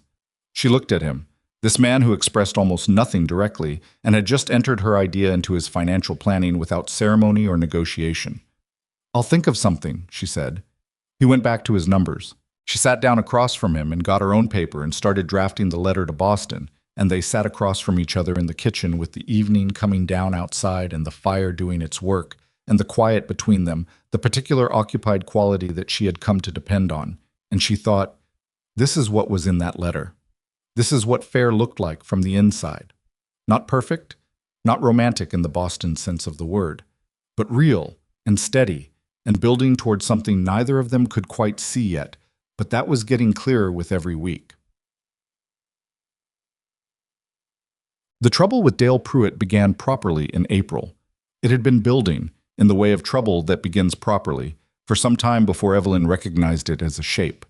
There had been the visit in the second week, the bench, the door, the thing he'd said about her size. There had been a comment in Briggs' store in February that she had heard secondhand from Patricia Hollis, something about the Carver Ranch and its new management that was not quite an insult and not quite not one. There had been the particular way he'd looked at the fence line between his property and Luke's on the one occasion she'd been present when they spoke, a look that was calculating something she didn't have the context yet to name. The context arrived in April, when Tom Morrison came by the ranch on a Tuesday morning with a face that said he had news he did not want to deliver, and sat at the kitchen table and delivered it. Pruitt had filed a claim with the Territorial Land Office in Rawlings. He was asserting that the southeast corner of Cedar Creek Ranch, approximately 40 acres that included the creek's best summer feeding ground and one of the 2 permanent water sources on the property, had originally been part of the Pruitt homestead and had been incorporated into the Carver deed in an 1871 survey error. Luke heard this with the stillness of a man absorbing a blow that he has not seen coming and is not going to let knock him sideways. His face did the thing it did under pressure, settled, went inward, worked through it somewhere behind his eyes while the surface stayed level. Tom set a folded paper on the table. He's got a copy of an old survey. I don't know where he got it. The date on it is 1869. Luke looked at the paper without picking it up. Evelyn said, "May I?" Both men looked at her. She picked up the paper and read it. It was a survey document, hand-drawn in the style of the period, with measurements and annotations in faded ink. The boundary lines were drawn in and the measurements noted, and she read them carefully and then read them again. "The measurements on this don't match the terrain," she said. Luke looked at her. "This line," she pointed, "puts the southeast boundary at a fixed distance from what it labels the creek fork. But the creek fork is not where this document places it. The actual fork is 30 feet further east, which moves this claimed boundary line entirely out of the relevant territory." She set the paper down. "Either the 1869 survey was done from an incorrect reference point, or this document has been altered." The kitchen was quiet. Tom Morrison looked at her with the expression she was used to now, the recalibrating look. "How do you know where the creek fork is?" "I walk the southeast pasture every second week," she said. "I've been measuring the fencing gaps since January. I have notes." Luke picked up the survey document now. He looked at it for a long moment, and she could see him comparing it to the land he had walked for 20 years, the same process she had just done, but from a deeper knowledge base. "She's right," he said. "This creek fork location is wrong." Then Pruitt's claim is based on a document that either has an error or has been changed. Luke set the paper down and looked at Tom. "He filed this already?" "Last week. The land office will send someone to survey in the spring when the ground clears, probably May." Luke was quiet for a moment. In the old way she recognized, the solitary processing of a man who is accustomed to working problems alone. She waited. "We need our original deed," she said. He looked at her. "Your 1873 deed, whatever your father had when he filed the original claim. If the boundaries on it match what's in the ground, which I believe they do, it contradicts this." She paused. "Do you have it?" He was quiet for 2 seconds in a way that she did not like. "Luke," she said, do you have the original deed?" "My father had it," he said. "When he died, I went through the papers. It was a hard time. I may not have—" He stopped. Tom Morrison said nothing. He looked at the table. Evelyn looked at Luke steadily. "Where would it have been kept?" "There's a box," he said, "in the back of the study. I haven't gone through it fully." "Then we go through it today," she said. He met her eyes. She saw the thing that moved through him, the reluctance of a man being asked to go back into the papers of a difficult time, the resistance of someone for whom an unopened box was also a kept boundary. She held his gaze and did not push. This was his to decide. He pushed back from the table. "Today," he said, and went to find the box. The box was a battered tin affair that had once been red and was now the color of old rust, and it sat in the back of the study behind a broken chair that Luke apparently had not found occasion to deal with. He brought it to the kitchen table and set it down and opened it with the specific expression of a man who is braced for what might be inside and not quite sure what that is. There were letters. Some from creditors, old ones, dates from the years before he'd built the ranch into something solid. Some personal correspondence in a woman's handwriting that he set to one side without looking at, in the careful way of someone moving a thing he is not ready to open. Some bills of sale for cattle. And toward the bottom, folded in the particular tight square of something that had been important and stored accordingly, the original Cedar Creek Ranch deed from 1873. He set it on the table, and Evelyn opened it flat and read it. The boundary descriptions were written in the legal language of the period, dense and precise and referencing physical landmarks. A particular rock formation, the main creek channel, a surveyor's stake at the northeast corner. She read each one. She cross-referenced them in her head against what she knew of the land. The creek fork, she said. Your original deed describes it as the eastern boundary point and gives a measurement from the main channel. She pointed to the line. This measurement matches where the fork actually is, not where Pruitt's 1869 document puts it. Luke leaned over and read the same line. His document is wrong, he said. Yes, or altered.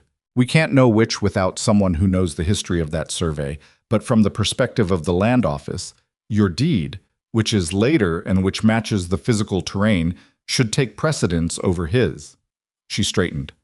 We need a land lawyer, someone in Rawlings who knows territorial claims. Luke was quiet for a moment. That costs money. So does losing 40 acres and a water source, she said. He looked at her, then slowly he nodded. I'll go to Rawlings next week. I'll come with you, she said. He didn't argue this time. Check. The lawyer's name was Emmett Cross, and he had a face like a man who had been reading difficult documents in poor light for 30 years, which was essentially accurate. He looked at both deeds and at Evelyn's notes on the terrain measurements, and he asked 3 questions. When Pruitt had acquired his own property, whether the 1869 survey had any territorial office stamp, and whether Luke had any additional documentation, bills of sale, correspondence, anything that used the creek fork as a reference point. The 1869 document, Cross noted, had no territorial office stamp. This was significant. A properly filed survey of that period should have one. He looked at Evelyn's terrain notes again. You did these measurements yourself? Yes, she said. Over the course of the winter. How accurate are they? I used the surveyor's chain from the barn. I measured each section twice. I documented the date and conditions. She had them in a small bound notebook, in columns, referenced to landmarks. She put the notebook on his desk. Cross opened it and looked through it with the careful attention of someone reading an unfamiliar language and finding it better than expected. Mrs. Carver, he said, this is thorough. I noticed the fence sections in January, she said. The southeast pasture numbers didn't match the deed numbers I'd found in the records. I kept measuring to understand why. Cross looked at her over the notebook, then at Luke. Your wife noticed a discrepancy in your boundary measurements and tracked it through the winter. I know, Luke said, before Pruitt filed. Yes. Cross looked back at the notebook. This makes my job considerably easier, he said. The combination of your original deed, the absence of a territorial stamp on his document, and an independent measurement record that contradicts his survey's reference point. This is a strong case for dismissal of his claim. Evelyn kept her face level, but her hands in her lap released something they had been holding since Tom Morrison had sat down at her kitchen table. Cross looked at both of them. I'll file a response with the land office this week. The surveyor they send in May will need to physically confirm the Creek Fork location, but given what you have here, I would expect this to resolve in your favor. He paused. I will also be noting to the land office the absence of the territorial stamp. That is not an incidental detail. Luke was quiet for a moment. What does that mean for Pruitt? It means someone will have questions for him about where that document came from and why it lacks the proper authorization. The drive back from Rawlings took 2 hours, and they were mostly quiet for the first of them.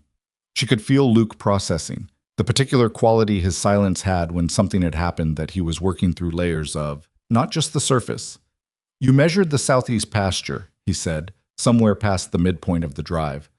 I told you I walked it every second week. I didn't know you were measuring. I noticed the inconsistency in January, she said. I didn't mention it because I wasn't sure what it was yet. I didn't want to bring you a concern before I understood whether it was actually a concern.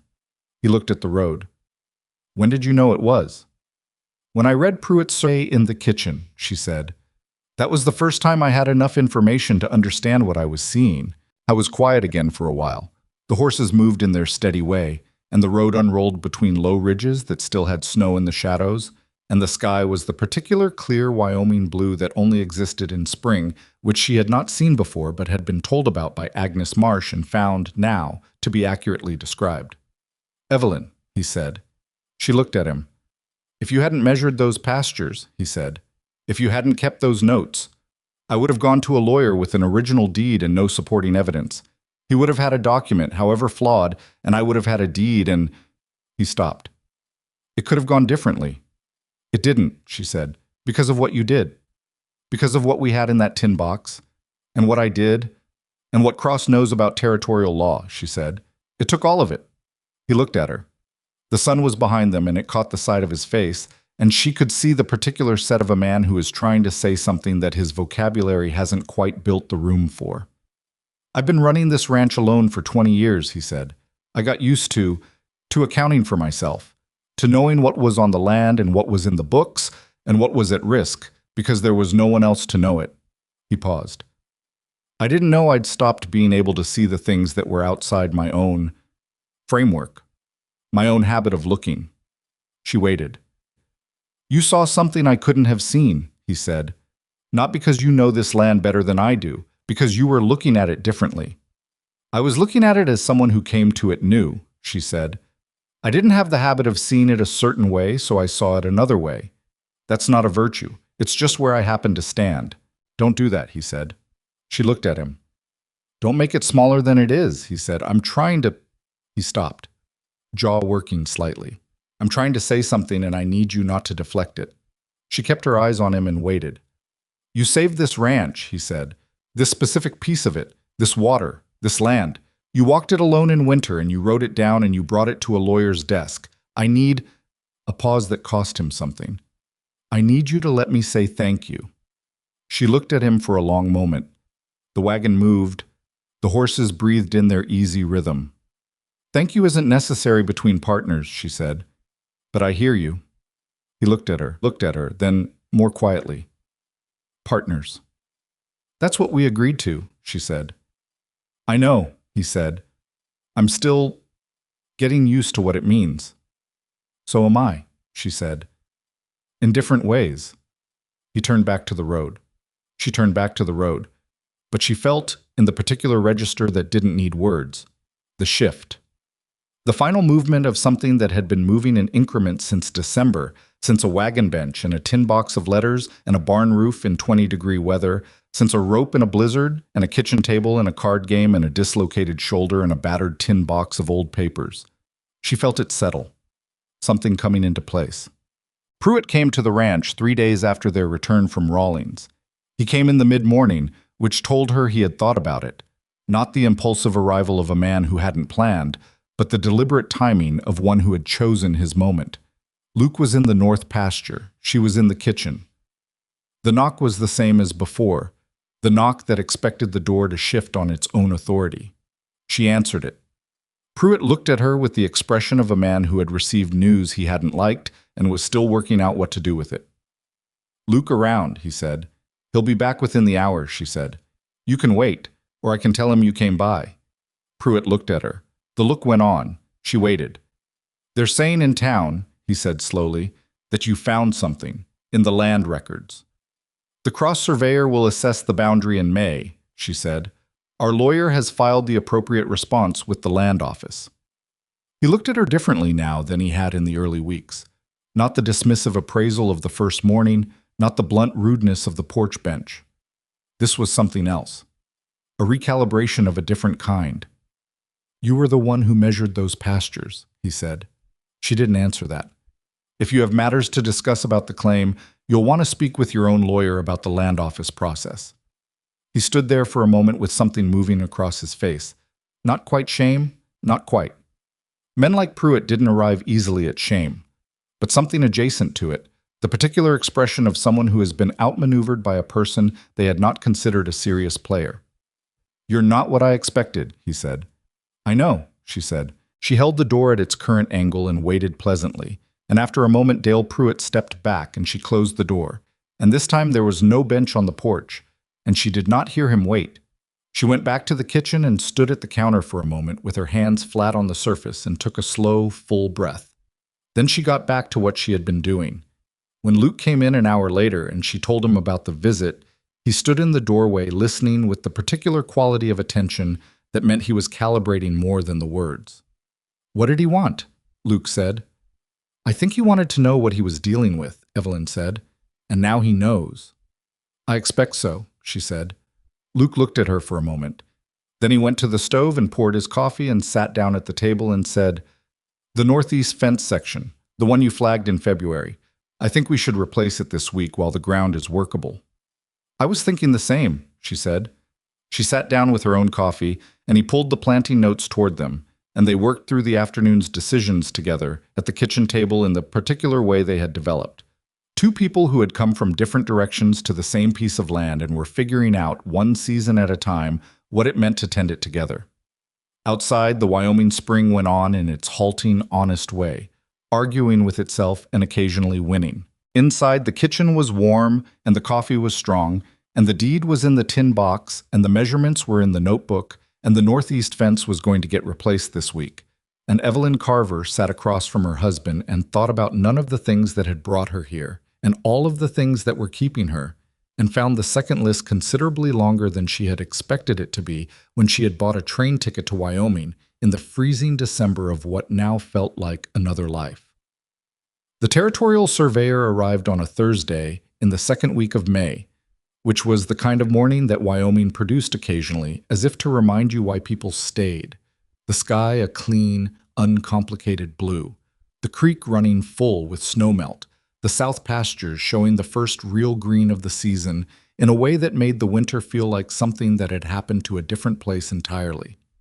His name was Aldous Webb, and he was a compact, methodical man in his 50s who carried his equipment with the care of someone who understood that precision was the only thing standing between a fair outcome and an unjust one. He arrived with a junior assistant and a letter from the Territorial Land Office, and he shook hands with Luke and looked at Evelyn with the brief professional attention of a man who was already thinking about the work. Emmett Cross had come up from Rawlings as well. He stood to one side with his document case and his careful face and said little, which was what good lawyers did when the evidence was doing the talking for them. Pruitt was there too. He had arrived 20 minutes before Webb, on horseback, with a man beside him that Evelyn didn't recognize and who turned out to be his lawyer, younger than Cross, thinner, with the look of someone who had taken a case he was beginning to reconsider.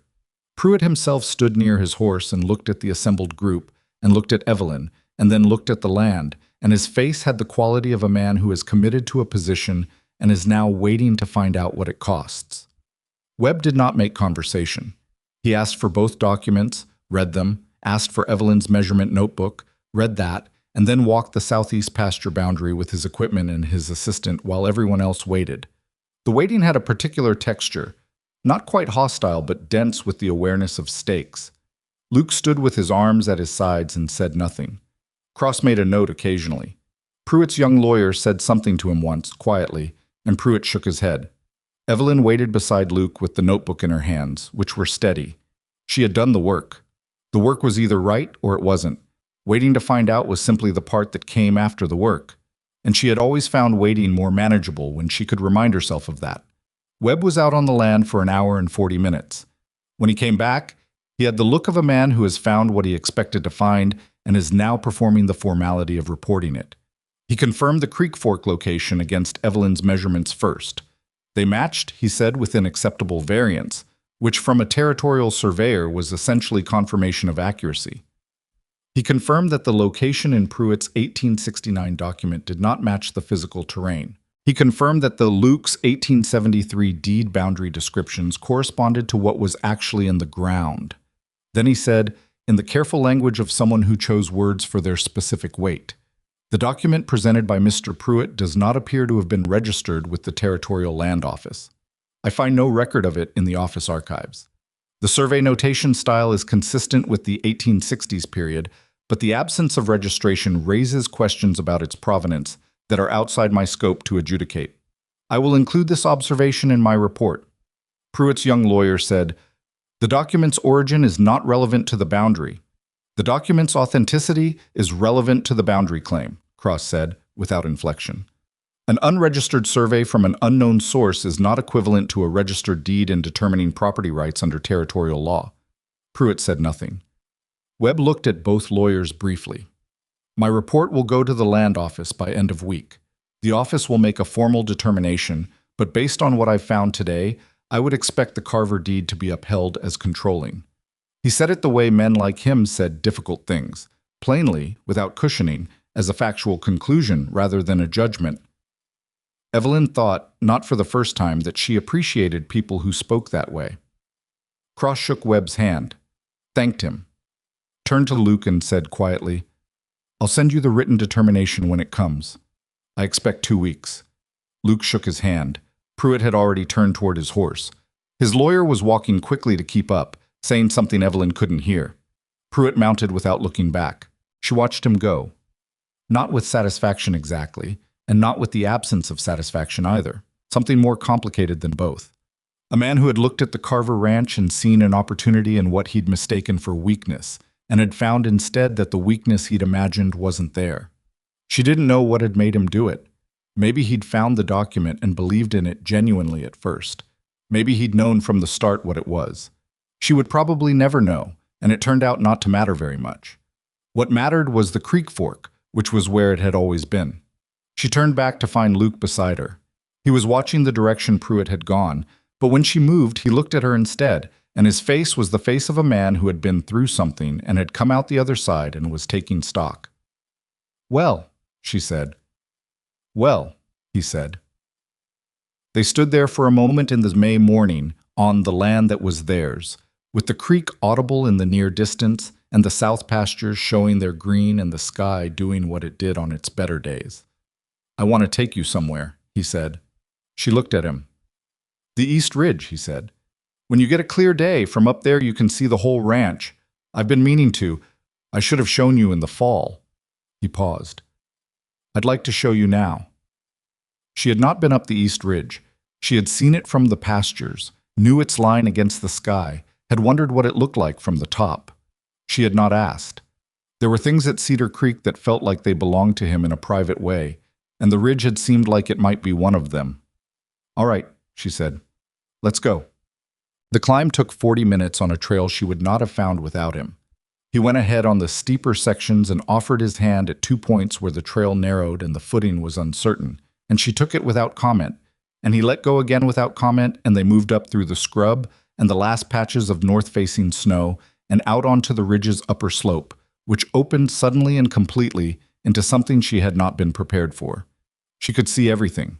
The ranch spread below and to the west, the house, the barns, the fence lines making their careful geometry across the hillsides, the creek threading its way through the south pasture in the particular silver way of running water seen from height. Beyond the ranch she could see the valley, other farms and ranches in the distance, the road to Cedar Creek visible as a pale line through the spring landscape, and beyond that, in every direction, the country, the mountains still white at their tops, the nearer ridges beginning to show green, the whole enormous, indifferent, beautiful fact of Wyoming being itself under a sky that went on considerably longer than she had room to look at. She stood there for a while without saying anything. Luke stood beside her. He had been up here enough times that the view was not new to him, but he was looking at it with the quality of someone who has brought something to a familiar place and is now seeing it partly through that new thing's eyes. "You can see the southeast pasture from here," she said eventually. "Yes." "And the creek fork?" "Yes."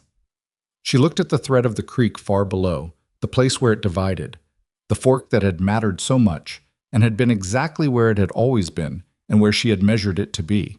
From up here it was just water, doing what water does, indifferent to the argument it had been the center of. "I used to come up here when things were hard," Luke said. "After Ruth. I'd come up here and just look at it. He was quiet for a moment. I think I was reminding myself it was still there, that it hadn't changed. She didn't say anything. She waited. She died in June, he said.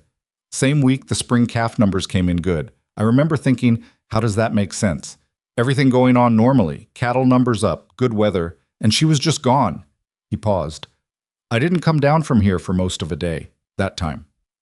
Evelyn looked at the country below and felt the weight of what he was telling her, not as a story he was finally ready to tell, which would have been too neat, but as a thing he was handing her because she had been here long enough that it belonged with her too, now. Part of the full account of this place and what it had been. I'm sorry, she said. Not a performative sorry, but the real one. The one that acknowledged the specific size of what a person lost when they lost the person they had built a life with. I know you are, he said. They stood in silence for a while.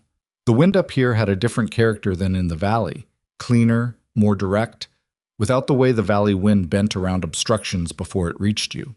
She felt it against her face and in her coat and thought about December, 4 months in a different world ago. I want to ask you something, she said. He looked at her.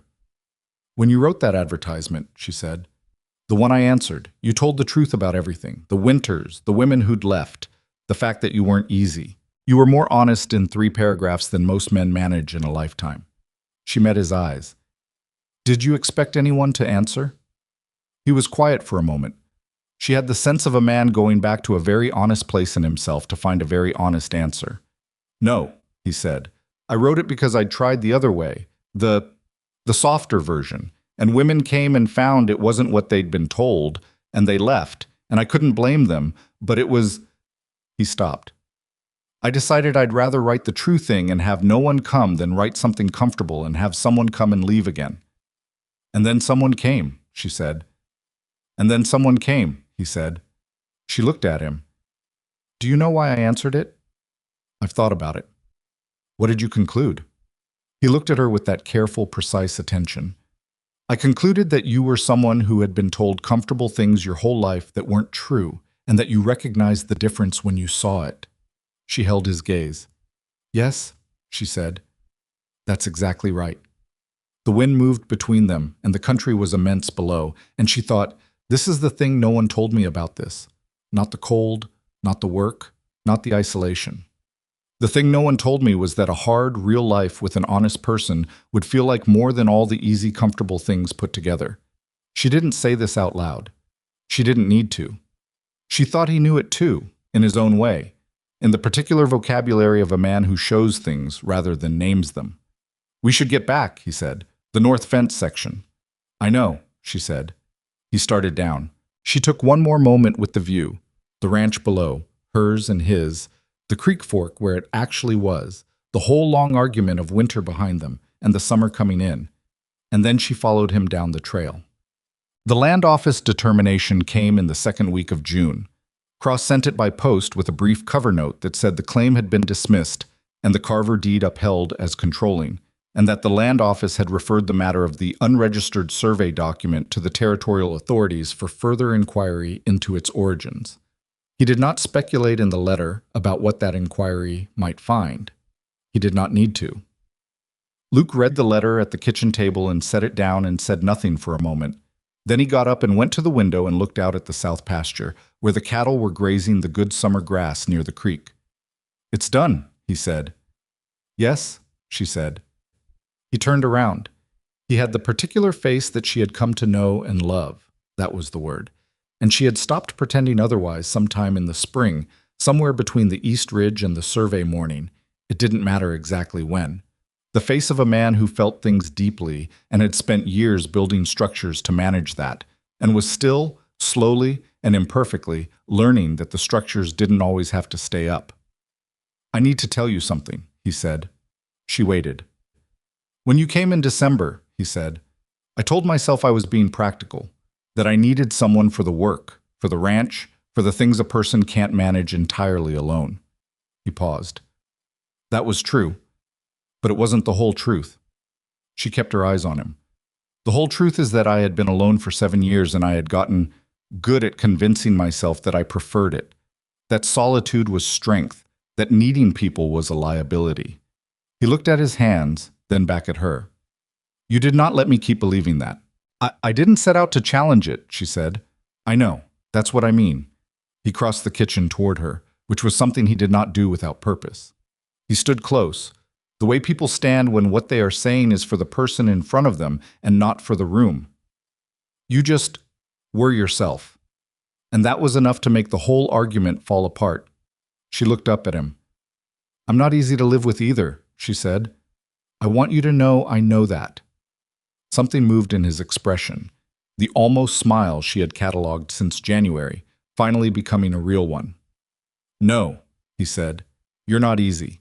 You're direct, and you notice everything, and you rearrange things, and you go out in blizzards, and you're right about fence measurements, and you're… He stopped. You're not easy.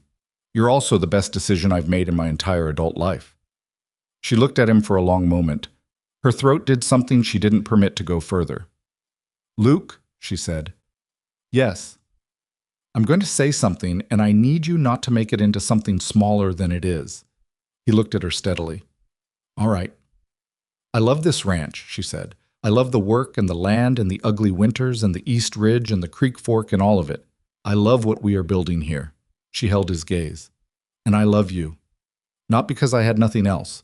Because you are exactly what you said you were, and that turned out to be exactly what I needed.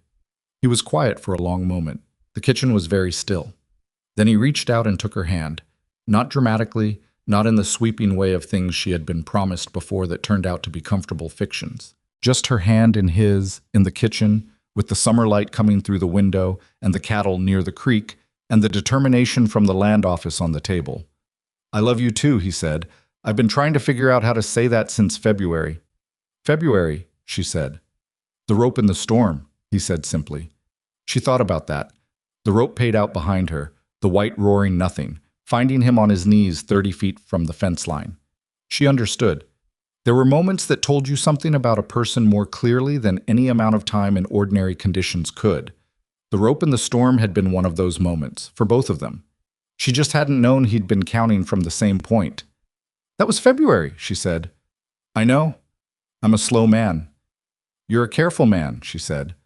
There's a difference. He squeezed her hand once. Let it go. Went back to the practical world because that was how he was and she would not have changed it, picking up the determination letter and putting it in the tin box beside the original deed, 2 documents that belong together now. The South Pasture water trough needs checking before evening, he said. I know, she said. I'll do it.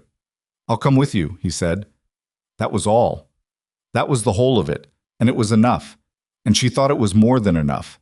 And she got her coat from the hook, and he got his, and they went out together into the summer afternoon of the first year. They had fully been themselves in each other's companies. A letter came from Boston in July. It was from her mother, which she had expected, and it contained the news she had not known she was waiting for until she read it, that Harrison Aldridge had become engaged to a woman who was, by all accounts, everything Boston required her to be, and that the engagement had been announced at a small gathering and that no one had asked about Evelyn, and that her mother had stood in the corner of the Fenwick parlor and felt, she wrote, only relief. I don't know if you understand how much I was afraid for you when you left, her mother wrote. I don't know if I told you properly. I was afraid the way mothers are afraid, which is mostly that we imagine the bad things and can't help it. I am writing to tell you that I have stopped being afraid. Mrs. Patricia Hollis wrote to me in March. You did not know she did this. She said you had become indispensable to the valley. I had to look up indispensable to make sure I knew exactly what she meant. I did. I believe her. Your father would have understood, I think. He was also a person who needed a real life instead of a comfortable one. I have always been the other kind, and I didn't know how to give you permission to be like him. I am sorry it took me so long. Come home when you can, or I will come to you. Either way, I want to see who you are now. Evelyn read the letter twice at the kitchen table and then sat with it for a while. She thought about the ballroom in December, the chandelier, the 40 people who did not move. She thought about the train, the Wyoming sky getting larger, the woman across the aisle who had looked at her with frank assessment. She thought about a wagon bench and a tin box, and a rope in a blizzard, and an East Ridge in May. She thought about her mother standing in the corner of the Fenwick parlor, afraid for years and finally not. She folded the letter carefully and put it in her own small box. Not the tin one with the deeds and the records, but the wooden one she kept in the bedroom, which held the letters from Luke before she'd come, and a pressed stem of something she'd found on the East Ridge, and 3 other things that were hers and mattered. She wrote back that evening. She told her mother about the ranch, about the winter and the Pruitt claim, and the surveyor and the land office determination. She told her about Clara Morrison's shoulder and the Thursday gatherings, and Agnes Marsh and Patricia Hollis, who had apparently been corresponding with Boston behind everyone's back, which she found she could not be annoyed about. She told her mother about Luke. Not everything, some things were theirs and not for letters, but the true parts, the shape of him, the way he showed love through practical decisions, the rope in the blizzard, the East Ridge, the way he had handed her the better tool for months before he had found the words for what it meant. "I am not the woman who left Boston," she wrote. "I am not sure I was fully that woman even then. I think I came here and found who I was becoming, which is different from becoming someone new. It was always in there. It just needed different ground. Come in August, if you can. The weather is good, and the East Ridge is worth the climb, and I want to show you the creek fork, which sounds like nothing but which is actually the whole story." She sealed the letter and set it by the door for the next mail run and went to find Luke, who was in the barn with a problem in the south gate hinge that he had been working around for a week, and which she had decided twice to mention and not found the moment. This was the moment. "The south gate hinge," she said. He looked up from what he was doing. "I've been watching it bind for a week. It needs replacing before we start moving cattle in and out of the south pasture for the summer rotations." He looked at the hinge in question, then at her. "I know." "Then why—" "I ordered the replacement part 3 weeks ago," he said. "It came in with the last Rawlings supply run. It's on the shelf in the equipment room." She looked at him. "I was waiting for a day when the ground was dry enough to work the post properly," he said. "That's today." She stood in the barn doorway and looked at her husband crouching by a gate he had already ordered the parts to fix and had been waiting for the right conditions to fix properly, and she thought, this is who he is. Not impulsive, not dramatic, patient and precise, and entirely without the need to announce himself, doing the careful thing at the right time and in the right way, and not requiring credit for the planning. "Do you need help?" she said. "Hand me the wrench when I'm ready for it," he said. "It'll be a few minutes." She got the wrench and sat on the stall rail and waited, and the barn was warm with summer afternoon and the horses were easy in their stalls, and outside the south pasture was green in a way that felt personal, felt earned, felt like something they had both fought for in different ways and had arrived at together. She thought about what she would say if someone asked her, one of the Thursday women, or her mother when she came in August, or some young woman somewhere who had been told she was too much of the wrong things, what she would say if they asked what she had learned.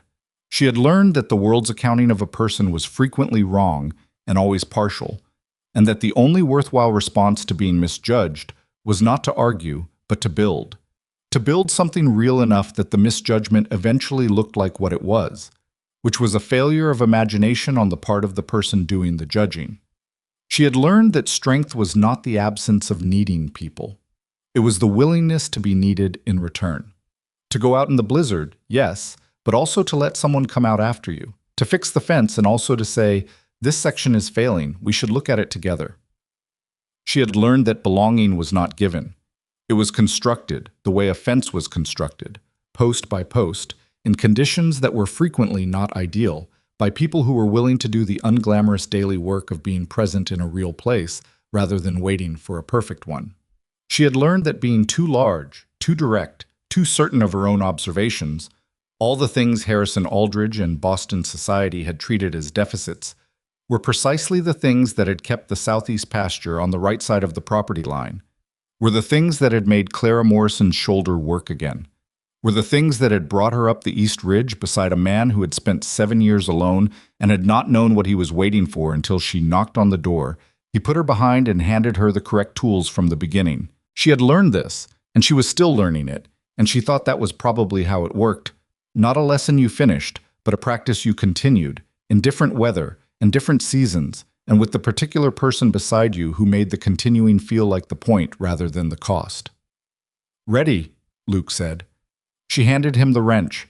He worked the hinge free with the efficiency of someone who has done this kind of work all his life and takes no particular pleasure in being watched doing it, just does it because it needs doing. She watched anyway. When the new hinge was seated and the gate swung clean for the first time in a month, she pushed it once and felt the difference. The smooth movement, the latch catching where it was supposed to catch. "Good," she said. "Yes," he said.